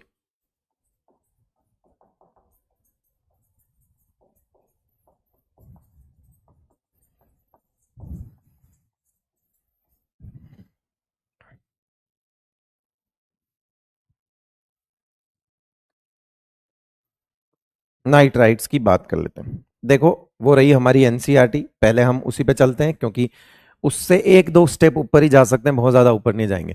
Sulphide हमारे सिलेबस में नहीं है, करवा देता मैं। सल्फाइड हम कर चुके हैं, कार्बोनेट हम कर चुके हैं। ये रहा नाइट्राइट। नाइट्राइट के दो टेस्ट दिए हुए हैं इन्होंने, है ना। और पहला टेस्ट है कि take 1 ml of water extract in the test tube, add a few drops of potassium iodide solution, है ना, KI जो है उसमें मिक्स करेंगे, and a few drops of starch solution, acidify with acetic acid, blue colour appears. मतलब कुल मिला के तीन चीजें हमको मिलानी है। तीन चीजें क्या मिलानी है? उस टेस्ट ट्यूब में क्या करना है, सैंपल लेना है, पानी मिलाना है। अच्छी बात यह है कि सिल्वर नाइट्राइट के अलावा सारे नाइट्राइट सोल्यूबल ही होते हैं, है ना। सिल्वर नाइट्राइट जो है वो पार्शियली सोल्यूबल होता है। All nitrates and all nitrites, nitrate भी NO3 माइनस भी एंड NO2 माइनस भी, दोनों के दोनों सॉल्युबल ही होते हैं, है ना। इसमें इनसॉल्युबल की दिक्कत है नहीं, इसमें इनसॉल्युबल की दिक्कत नहीं है ना। तो इसमें वो सोडा एक्सट्रैक्ट वाली तो जरूरत ही नहीं पड़ती क्योंकि ये सब सॉल्युबल ही होते हैं, तो हमेशा पानी में घुल जाते हैं। तो आपको सैंपल लेना है, सॉल्ट लेना है, टेस्ट ट्यूब में डालना है, पानी लेना है, मिक्स करना है, उसके बाद पोटेशियम आयोडाइड यानी KI मिलाना है, उसके बाद एसिटिक एसिड मिलाना है, स्टार्च सॉल्यूशन मिलाना है, एंड फाइनली जो N2O3 बनेगा जिसका कलर ब्लू आएगा, है ना, ब्लू कलर का एक सॉल्यूशन मिलता है। ये पहला टेस्ट है। दूसरा टेस्ट है, अभी हम करेंगे इसको, ये जस्ट मैं आपके सामने, एक होता है ना कि लैंग्वेज ना लिखवा के लैंग्वेज पढ़वा देता हूं, वो ज्यादा आसान है तो पढ़वा रहा हूं। Acidify 1 ml of water extract, जो आपने पानी गोला है उसमें आप एसिटिक एसिड से उसको एसिडिफाई कर सकते हो। फिर 2 से 3 ड्रॉप आपको सल्फानिलिक एसिड मिलाना है। फिर 2 से 3 ड्रॉप आपको 1 नेफ्थिलएमाइन रीएजेंट मिलाना है। ये ऑर्गेनिक केमिस्ट्री का टेस्ट है वैसे तो, बट हां ये एक एजो कंपाउंड बनता है फाइनली। एजो जानते हो ना, नाइट्रोजन नाइट्रोजन के बॉन्ड, एजो कंपाउंड। तो एक रेड कलर की डाई बनती है, रेड कलर का डाई बनता है, वो जो कंफर्म करता है प्रेजेंस ऑफ नाइट्राइट आयन। ये मैं बता दूंगा आपको, अभी टेस्ट वगैरह पूरा लिख के बता दूंगा। 2 टेस्ट इन्होंने दिए हैं, एक दो टेस्ट अगर एक्स्ट्रा होगा तो हम वो भी कर लेंगे, जैसे कि किताबें बात नहीं करती पर मैं आपको बता दूं कि नाइट्रेट और नाइट्राइट दोनों के दोनों ब्राउन रिंग कॉम्प्लेक्स देते हैं। यानी ब्राउन रिंग कॉम्प्लेक्स वाला जो टेस्ट है वो कौन कौन परफॉर्म करता है? नाइट्रेट्स भी परफॉर्म करते हैं और नाइट्राइट्स भी परफॉर्म करते हैं, दोनों चीजें होती हैं। तो इसमें इन्होंने नाइट्राइट्स के लिए नहीं दिया हुआ है, NO2 माइनस के लिए ब्राउन रिंग कॉम्प्लेक्स वाला टेस्ट नहीं दिया हुआ है, इन्होंने NO3 माइनस के लिए दिया हुआ है। कोई बात नहीं, लेकिन वो दोनों देते हैं, मतलब आप नाइट्राइट और नाइट्रेट दोनों का टेस्ट कर सकते हो ब्राउन रिंग कॉम्प्लेक्स। और ये एक प्रॉब्लम भी होती है कि पता नहीं चलता है कि नाइट्रेट है या नाइट्राइट है, इसीलिए नाइट्रेट के टेस्ट के टाइम पे नाइट्राइट आयन अगर सैंपल में है तो उसको पहले रिमूव किया जाता है, वरना वो भी ब्राउन रिंग टेस्ट दे देता है। एनीवेज आगे आगे धीरे धीरे बात आएगी, तो मैं अभी तो कंफ्यूज ही कर रहा हूं ये सब बता के, है ना। वो होता है ना कि जब बहुत कुछ पता हो लेकिन लिमिटेड पढ़ाना हो ना, तो ऐसी दिक्कत आती है बेटा, क्या कर सकते हैं। ये तो असली इनऑर्गेनिक, असली कंफर्मेटरी टेस्ट फॉर नाइट्राइट। सबसे पहले देखो, सबसे पहले बात कर लेते हैं टेस्ट नंबर 1। टेस्ट नंबर 1 की बात कर लेते हैं। सबसे पहले क्या करना है, हमको सैंपल लेना है। सैंपल में क्या मिलाएंगे हम? एसिड मिलाएंगे, सिंपल सी बात है ना। पहले एक लिख लेना, वो जरूर लिख देना, वो मेरे को याद था, मैंने बोला तो था। All nitrites are soluble except AgNO2। ये जो होता है ये क्या होता है? Sparingly soluble. ये थोड़ा कम होता है, पार्शली सॉल्युबल होता है। बाकी सारे नाइट्राइट जो हैं वो सॉल्युबल ही होते हैं। ये है तो वो भी सॉल्युबल ही, पर थोड़ा कम है, बाकी सब तो घुल ही जाते हैं। तो क्या करना है हमको? सबसे पहले टेस्ट NO2 गैस जो है वो निकालनी है। तो क्या करेंगे हम?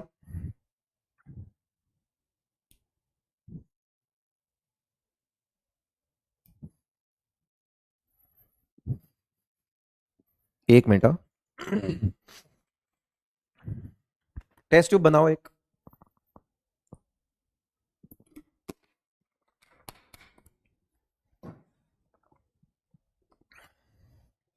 टेस्ट ट्यूब बनाओ। ये टेस्ट सबसे सिंपल टेस्ट होता है, ये सबसे सिंपल टेस्ट। क्या करना है इसमें, सैंपल लेना है, सॉल्ट लेना है।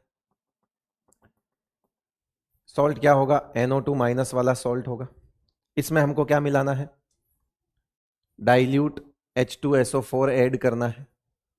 जब हम डाइल्यूट H2SO4 ऐड करेंगे तो यहां से कौन सी गैस निकलेगी बेटा, इसमें से कौन सी गैस निकलेगी, इसमें से कौन सी गैस निकलेगी, NO2 गैस निकलेगी। कौन सी गैस निकलेगी, NO2 गैस निकलेगी। ब्राउन कलर की एक गैस निकलेगी, NO2, ब्राउन कलर गैस। याद है ऐसा, chemical bonding, odd electron species, NO2 के बारे में बहुत कुछ पढ़ा था, है ना। वॉइस लो, हाँ वो माइक दूर हो गया था, पानी पिया था तब।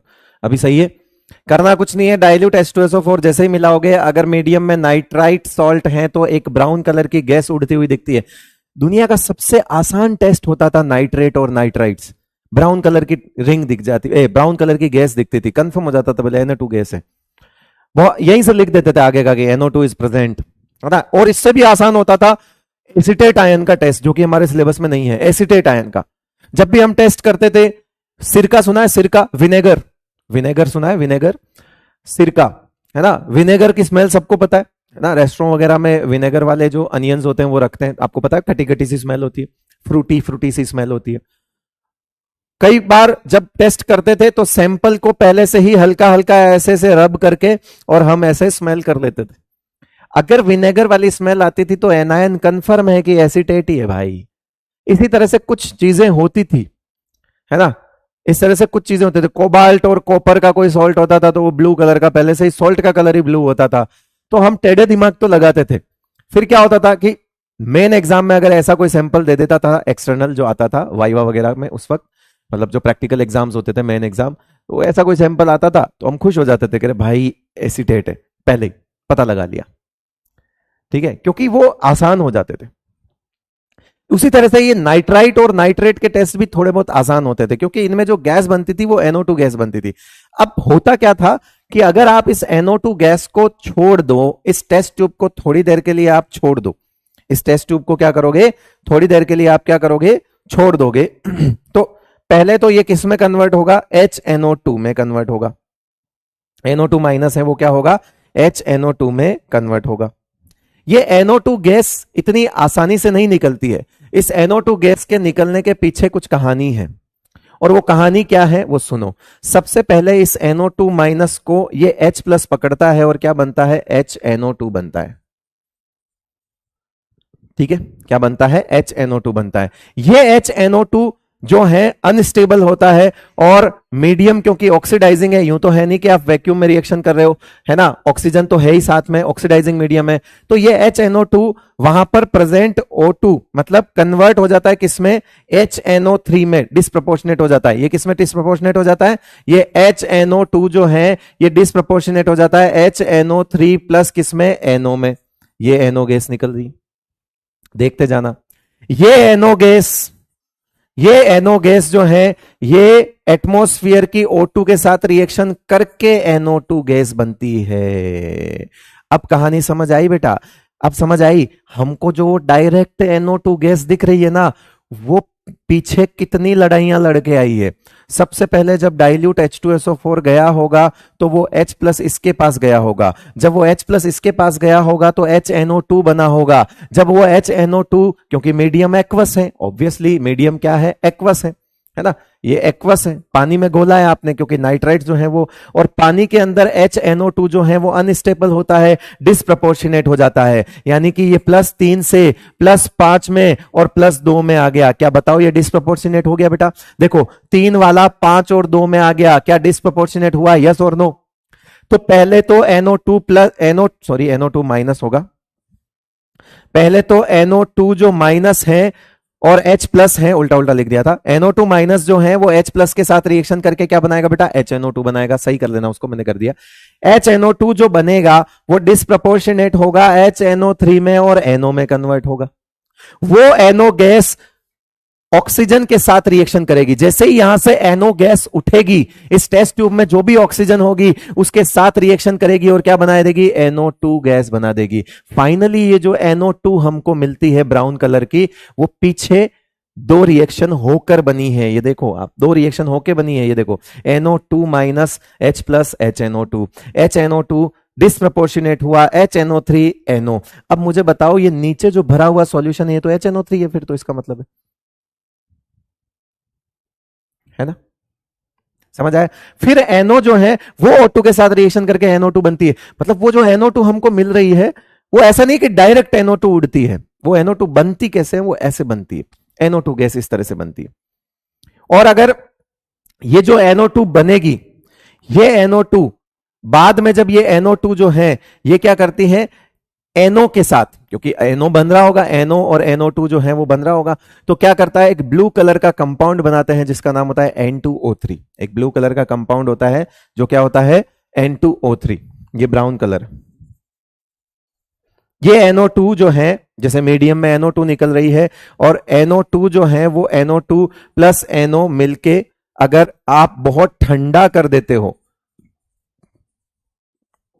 तो ये N2O3 बनाता है।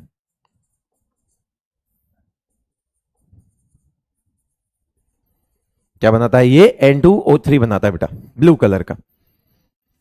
अगर आप ठंडा करते हो तो मतलब आप ये टेस्ट ट्यूब उठाओ, पहला ऑब्जर्वेशन NO2 गैस। अब आपके दिमाग में जचा कि यार इसको ठंडा करने के लिए रख दो। आप अगर इस टेस्ट ट्यूब को उठा के, हालांकि NO2 गैस निकल रही है, आपने एक ऑब्जर्वेशन ले लिया, NO2 गैस निकल रही है, पहला ऑब्जर्वेशन खत्म। लेकिन आपके मन में आया कि नहीं, और कुछ कंफर्म करते हैं, इस टेस्ट ट्यूब को उठाओ, ठंडा कर दो। इस टेस्ट ट्यूब को कहां कर ठंडा कर देते हैं। इस टेस्ट ट्यूब को जैसे ही ठंडा करोगे तो NO2 और NO मिलेंगे, NO2 और NO मिलेंगे और क्या बना देंगे बेटा? N2O3 बना लेंगे।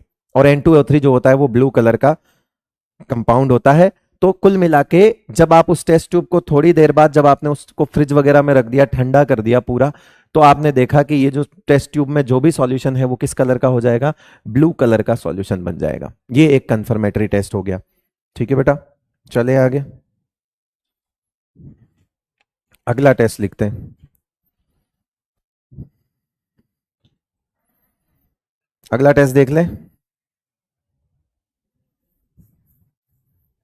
ठीक है, वैसे मेनली यहीं तक पूछा जाता है, ये मैंने एडिशनल बता दिया कि उस टेस्ट ट्यूब को जाके ठंडा करोगे तो वो ब्लू कलर के सैंपल में कन्वर्ट हो जाएगी, मतलब ब्लू कलर का सॉल्यूशन आपको नजर आने लगेगा, which is your N2O3।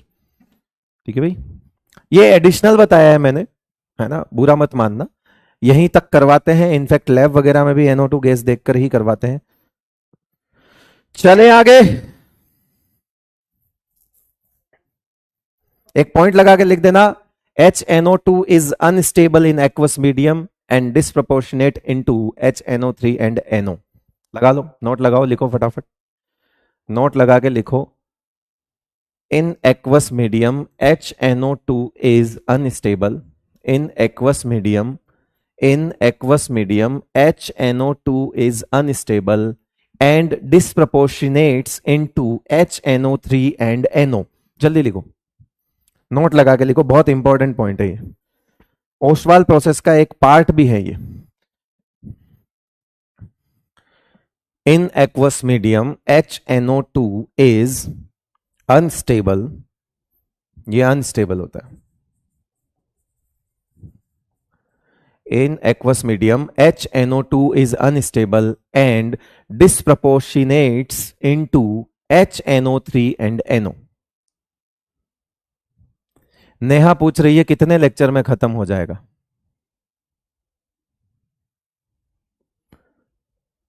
In aqueous medium HNO2 is, nitrous acid बोलते हैं इसको, इस HNO2 is unstable and disproportionates into HNO3 and NO। अरे इस रिएक्शन को वापस लिखना है यार, नोट लगा के भाई, बकवास। एक बार सुन के भी लिख सकते हैं, एक एक शब्द लिखने वाले ऐसे वाले। रिपीट प्लीज, लिख लिया बेटा? ओके, आ जाइए, टेस्ट नंबर 2 करें।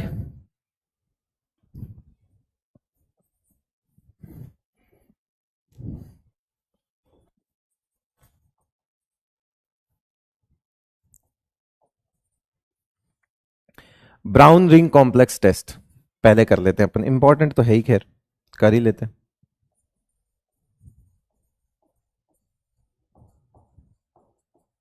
Brown ring test, brown ring test करते हैं भैया। आप कुछ नहीं करना है, सॉल्ट है, सॉल्ट में FeSO4 मिला दो, ठीक है भाई। सॉल्ट में क्या मिला दोगे? FeSO4 मिला दोगे। मीडियम को एसिडिक करने के लिए डाइल्यूट H2SO4 मिला सकते हो, डाइल्यूट HCl मिला सकते हो, एसिडिक एसिड मिला सकते हो। मीडियम को एसिडिक करने के लिए आप कुछ भी मिला सकते हो। तो एक सैंपल लेना है, और नाइट्रेट्स, अच्छी बात यह है कि नाइट्रेट सारे सॉल्युबल ही होते हैं, टेंशन ही खत्म। तो ये NO2 माइनस है, वो भी एक्वस वाटर एक्सट्रैक्ट ही है। इसमें आप क्या मिलाओगे? या इसमें आप क्या ऐड कर सकते हो? डाइल्यूट HCl ऐड कर सकते हो, डाइल्यूट H2SO4 ऐड कर सकते हो, एसिटिक एसिड भी ऐड कर सकते हो। मीडियम को एसिडिक करना है, इसका मेन पर्पस है टू मेक मीडियम एसिडिक, और कुछ नहीं है, ठीक है। खाली मीडियम को एसिडिक करना है। और इसमें आपको क्या मिलाना है साथ में? फ्रेशली प्रिपेयर्ड FeSO4, है ना, FeSO4 aqueous, FeSO4 aqueous freshly prepared होना चाहिए। बताओ FeSO4 जो है वो क्या हो गया है आपका? +2 हो गया है। FeSO4 में आयरन कहां पर पड़ा है बेटा? +2 है। जब ये सब मिलाओगे तो आप ये देखोगे कि एक टेस्ट ट्यूब में एक जंक्शन पे ब्राउन रिंग डेवलप हो जाएगी। एक जंक्शन पे कौन सी रिंग डेवलप हो जाएगी? ब्राउन रिंग डेवलप हो जाएगी इस पे।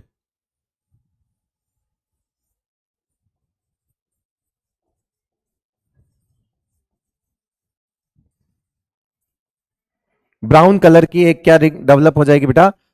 इस एक रिंग डेवलप हो जाएगी, इस तरह से एक छल्ला बनेगा उस टेस्ट ट्यूब में, आधी सतह पे एक छल्ला बनेगा ब्राउन कलर की रिंग का।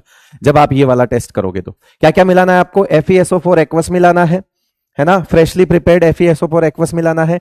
वो जो ब्राउन कलर की रिंग होगी, ठीक है, वो होगा आपका ब्राउन रिंग कॉम्प्लेक्स। वो बेसिकली एक कॉम्प्लेक्स होता है।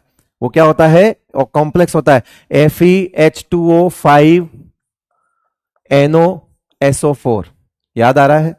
Brown ring complex, BRC, brown ring complex.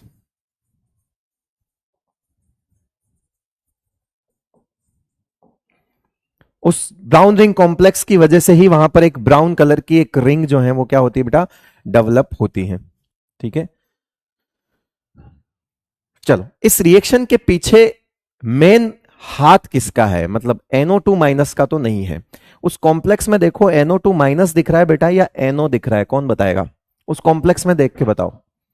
इस कॉम्प्लेक्स, इस पूरी रिएक्शन का, इस ब्राउन रिंग टेस्ट का एक की पॉइंट है, एक कहते हैं कि बैकबोन है, एक पॉइंट है पीछे। जो मेन मुद्दा है वो ये है कि आप पहले NO2 माइनस को NO में कन्वर्ट करो, क्योंकि आपको अगर कॉम्प्लेक्स बनाना है तो आपको लिगेंड के तौर पे NO चाहिए। चाहिए या नहीं चाहिए? यस और नो? चाहिए।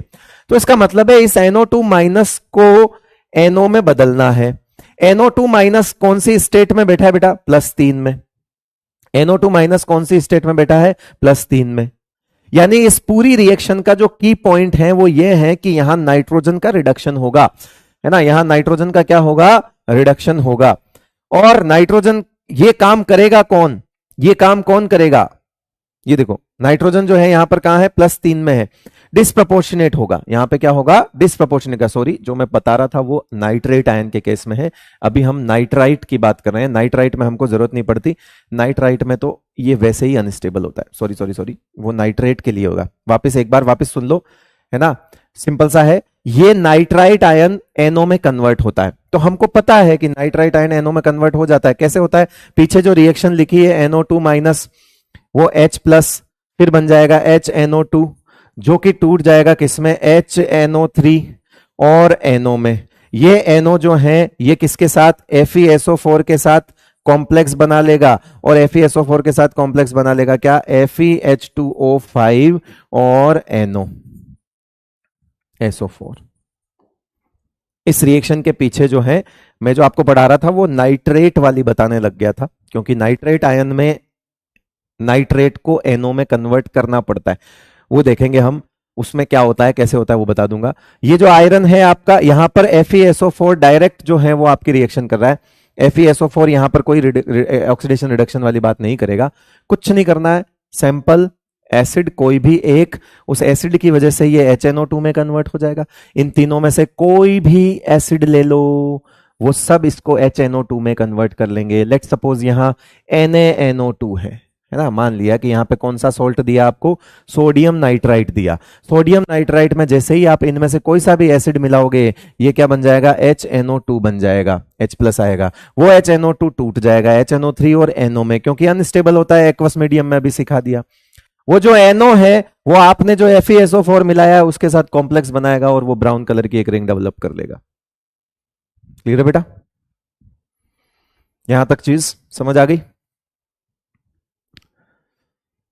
कोई ऐसी बात जो नहीं समझ आ रही हो तो बता दो, पूछ लो पहले ही, क्योंकि प्रैक्टिकल को थियरी में पढ़ाना मतलब एक्चुअली विजुलाइज कराने के बराबर है, दिखाना पड़ रहा है।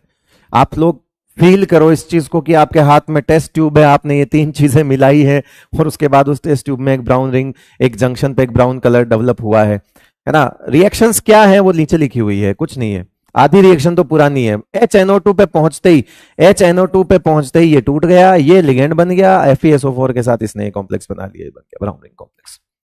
क्लियर बेटा? चले आगे। ओके ठीक है, बढ़ते हैं आगे। क्या टाइम हुआ रे? 5:28।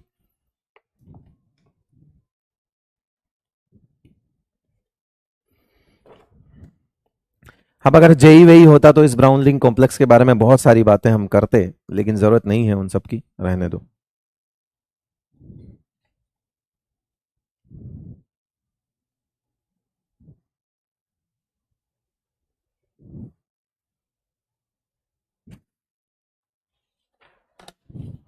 नोट करो फटाफट, आगे बढ़ते हैं।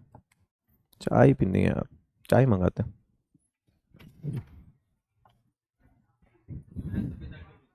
एक चाय, चाय बोलो ना उसको, थोड़ी देना, थोड़ी, आधा घूंट।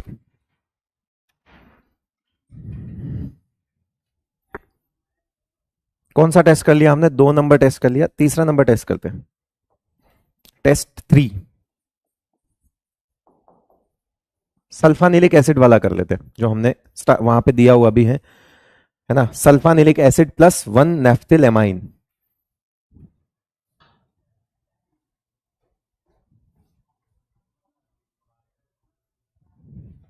चाय आ गई।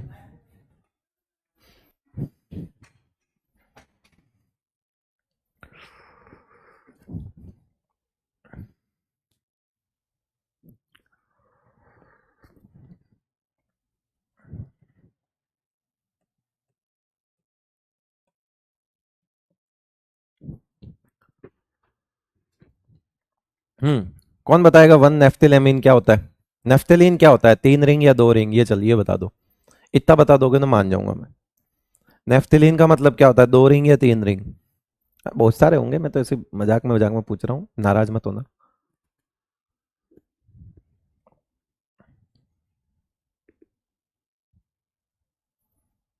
6:15 बजे क्लास है। ताजिया, परवीन,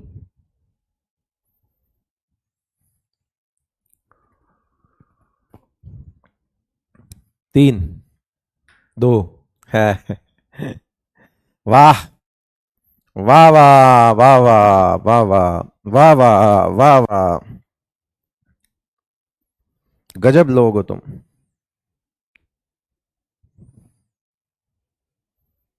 गजब। बे जाके नेप्थलीन की बोल सूंघ लो। है, कपड़ों में रखते हो ना तुम, अलमारी में, कपड़ों में, वो वाइट वाइट सी गोलियां, नेफ्थलीन ही तो है वो, नेफ्थलीन बोल्स, जिनको देसी भाषा में कहते हैं फिनाइल की गोलियां। फिनाइल नहीं होती वो, वैसे नेफ्थलीन होता है। नेफ्थलीन बोल्स होती है ना, कपड़ों में और इसमें, मतलब रखते हैं, कॉकरोचेस वगैरह नहीं आते। 2 रिंग होती है, 3 एंथ्रासिन में होती है।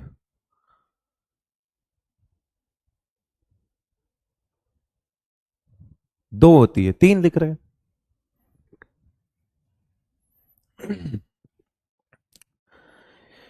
हाँ जी, तो टेस्ट बाय सल्फानिलिक एसिड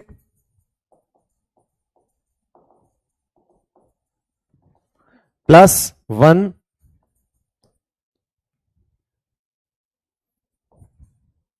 नेफ्थिलेमीन, है ना, नेफ्थिलेमीन और सल्फानिलिक एसिड हम देखने वाले हैं। Test by sulphanilic acid plus 1 naphthylamine. होगा कुछ नहीं, लास्ट में एक एजो कंपाउंड बनेगा जो कि रेड एजो डाई होगी। कुल मिला के ये दोनों ही जुड़ जाएंगे, ये दोनों जुड़ जाएंगे आपस में, एक रेड एजो डाई बनेगी। सिंपल सा है। ये ले लो आप, है ना, सैंपल ले लो। इस सैंपल में हमारे पास है क्या, NO3 minus, sorry NO2 minus है। उस NO2 माइनस में हमने साथ में एसिटिक एसिड मिलाना है। जाके देख लेना, मैंने किताब में पहले जो लैंग्वेज पढ़ाई थी टेस्ट नंबर 2 में, वो यही था कि सैंपल में एसिटिक एसिड, सैंपल में एसिटिक एसिड, फिर प्लस उसमें हमको मिलाना है क्या, सल्फानिलिक एसिड। सल्फानिलिक एसिड क्या होता है रे, कौन बताएगा? सल्फानिलिक एसिड क्या होता है? बेंजीन रिंग पे कुछ ग्रुप जुड़े होते हैं, तुम तो ये बता दो कि वो ग्रुप कौन से होते हैं, बेंजीन रिंग पे ग्रुप जुड़े होते हैं। टेस्ट कर लेता हूं मैं तुम्हारा, टेस्ट कर लेते हैं आज, चलो। सल्फानिलिक एसिड क्या होता है बताओ?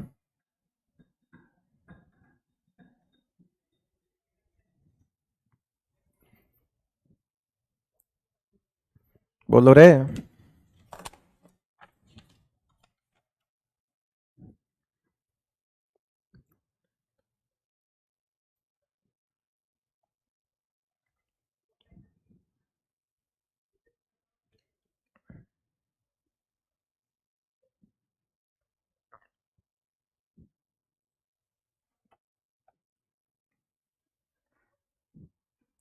SO3H, ठीक है, और साथ में क्या है ग्रुप?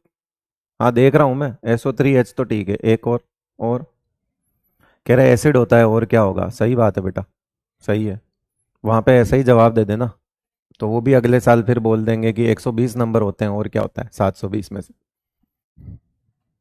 ऐसे ही जवाब देगा ना, तो यही होगा। NH2 लगा होता है 1,4 पोजीशन पे, और SO3 ग्रुप जुड़ा होता है, प्लस सल्फानिलिक एसिड।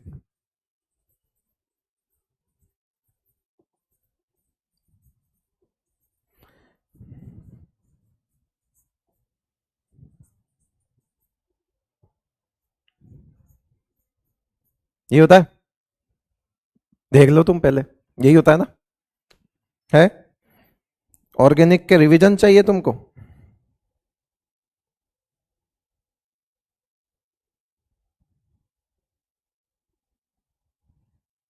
हम्म, ये होता है भाई, 1,4 पोजीशन पे दोनों ग्रुप जुड़े होते हैं, सल्फानिलिक एसिड। फिर इसमें 1 नेफ्थिलेमीन मिलाना है। 1 नेफ्थिलेमीन का मतलब 2 रिंग, उसमें एक पोजीशन पे कहीं पे क्या जुड़ा होगा, है ना, एमीन जुड़ा, यानी NH2 ग्रुप जुड़ा होगा, NH2 ग्रुप जुड़ा होगा उस पे। उस NH2 ग्रुप को हम क्या करेंगे उसके बाद, जब ये इतना होता है तो बेसिकली यहां पे एक टेस्ट ट्यूब में एक सैंपल बनता है। ये सैंपल जो होता है, ये सैंपल आपका इस तरह से होता है कि यहां पे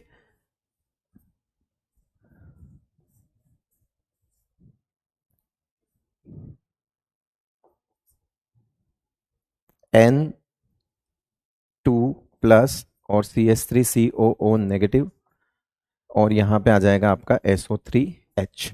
इस तरह से बनता है ये जो कंपाउंड बनता है। इसका नाम तो नहीं होता इसका कुछ भी, एक आयन की फॉर्म में एक इंटरमीडिएट कह सकते हो, एक इंटरमीडिएट बनता है बेटा यहाँ पे, N2 प्लस और COO CH3COO नेगेटिव, एक N2 प्लस और CH3COO नेगेटिव देख सकते हो, या आप इसको जो है वो SO3। अब डायरेक्ट अगर आप इसको नेफ्थिलेमीन में कन्वर्ट करोगे, मतलब अगर आप इसमें मिला दोगे, है ना, ये वाला,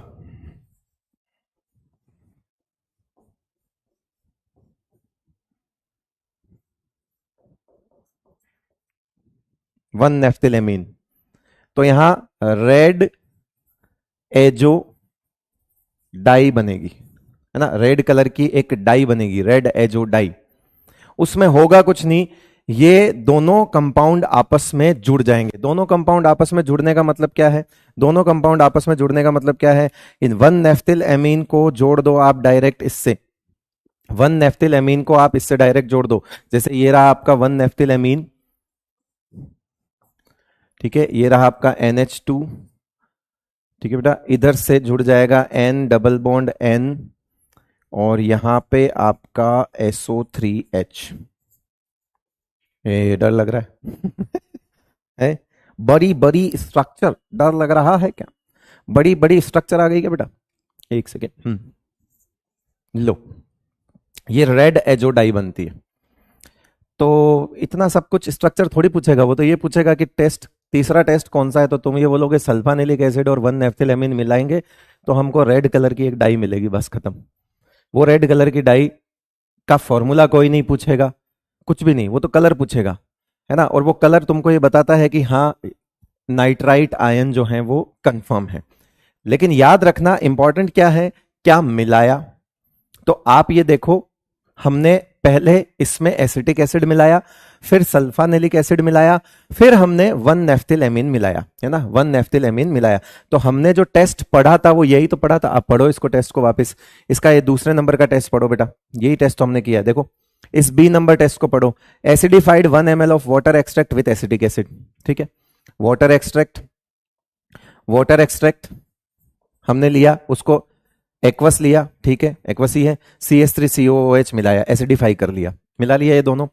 add 2-3 drops of sulphanilic acid, फिर हमने सल्फानिलिक एसिड मिलाया, followed by 2-3 drops of 1 naphthylamine as reagent, appearance of red colour indicates presence of nitrite ion. फिर ये जो बना, ये बीच में इंटरमीडिएट भी लिया हमने, तो जरूरत नहीं थी वैसे, हमने बीच में इंटरमीडिएट भी बनाना सिखाया आपको। ये इंटरमीडिएट भी बनता है, देखो कि N2 प्लस और CH3COO नेगेटिव, N2 प्लस और CH3COO नेगेटिव, ये इंटरमीडिएट बन गया यहां पे। और इस इंटरमीडिएट के बाद हमने क्या कर लिया, वापस से 1 नेफ्थिलेमिन मिलाई, तो ये डाई बन गई NH2 वाली, ठीक है बेटा। चले आगे,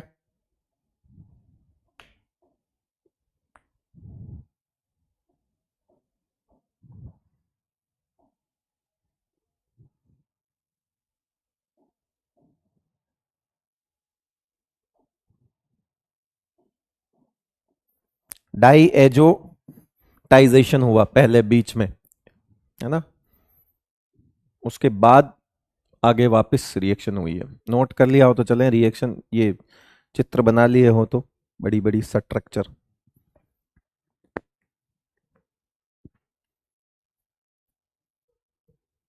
6 बजे क्लास है तो क्या करूं, 6:15 क्लास है, देखा है मैंने टाइम, मुझको पागल नहीं बनाने का।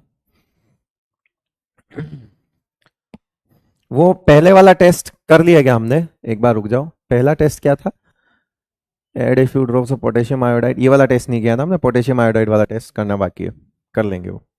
वैसे करना कुछ नहीं उसमें, डायरेक्ट ले सकते हो,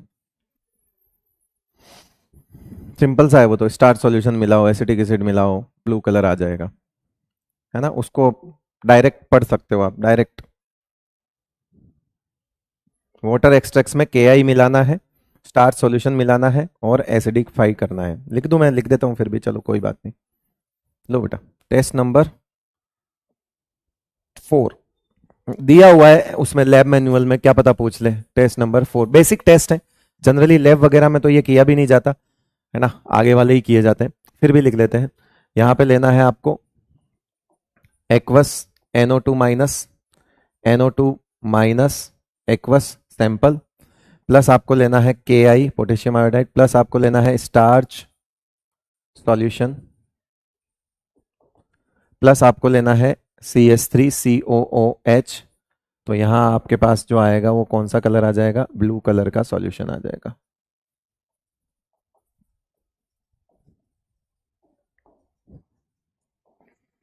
ठीक है।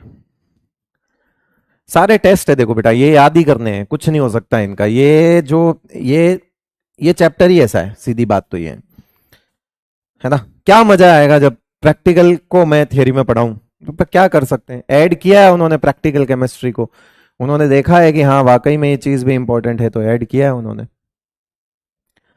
तो ये थे हमारे नाइट्राइट के टेस्ट, जो कि हमने लैब मैनुअल के दोनों टेस्ट कवर किए हैं, प्लस हमने हमारे एंड पे 2 टेस्ट और भी किए हैं, है ना। इसके अलावा नाइट्राइट के टेस्ट जो हैं वो मेरे ख्याल से होने को तो और भी होते हैं, थायो यूरिया का टेस्ट भी होता है एक, जैसा मुझे याद आ रहा है, इसकी रिड्यूसिंग प्रॉपर्टी के टेस्ट भी होते हैं, इसकी ऑक्सीडाइजिंग प्रॉपर्टी के टेस्ट भी होते हैं, बट ठीक है, इतना डिटेल में नहीं जाना है अपने को।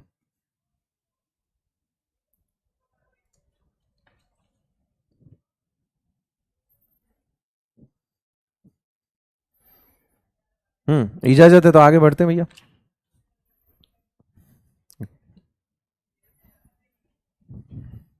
A2 के टेस्ट जो हैं वो कर लेते हैं। ठीक है, कल वाली क्लास में कर लेंगे, जैसा आपको ठीक लगे, मुझे कोई दिक्कत नहीं है ना, क्योंकि वो पूरे तो हो भी नहीं पाएंगे वैसे भी। ठीक है, कल के एक डीपीपी आपके पास आई होगी। डीपीपी के क्वेश्चंस जो नहीं होंगे वो हो सकता हो एक दो लेक्चर्स के बाद हो जाए, मतलब कल वाले लेक्चर के पास हो जाए। वैसे मोस्टली उसमें जो 10 क्वेश्चन है वो कवर हो चुके हैं इन टॉपिक्स में। कोशिश करिएगा, इत्मीनान से उनको करिएगा, नोट्स साथ में पहले पढ़ के रिवाइज करके फिर उन डीपीपी के क्वेश्चन सॉल्व करिएगा। चलिए, बहुत बहुत शुक्रिया आपका, थैंक यू सो मच, है ना। अगर 6 बजे से क्लास है तो मैं इसलिए छोड़ रहा हूं, कोई दिक्कत नहीं है। वैसे भी मैंने 1.5 घंटे से ऊपर तो ले ही लिया है, तो मेरा तो बनता है जाना। थैंक यू, शुक्रिया।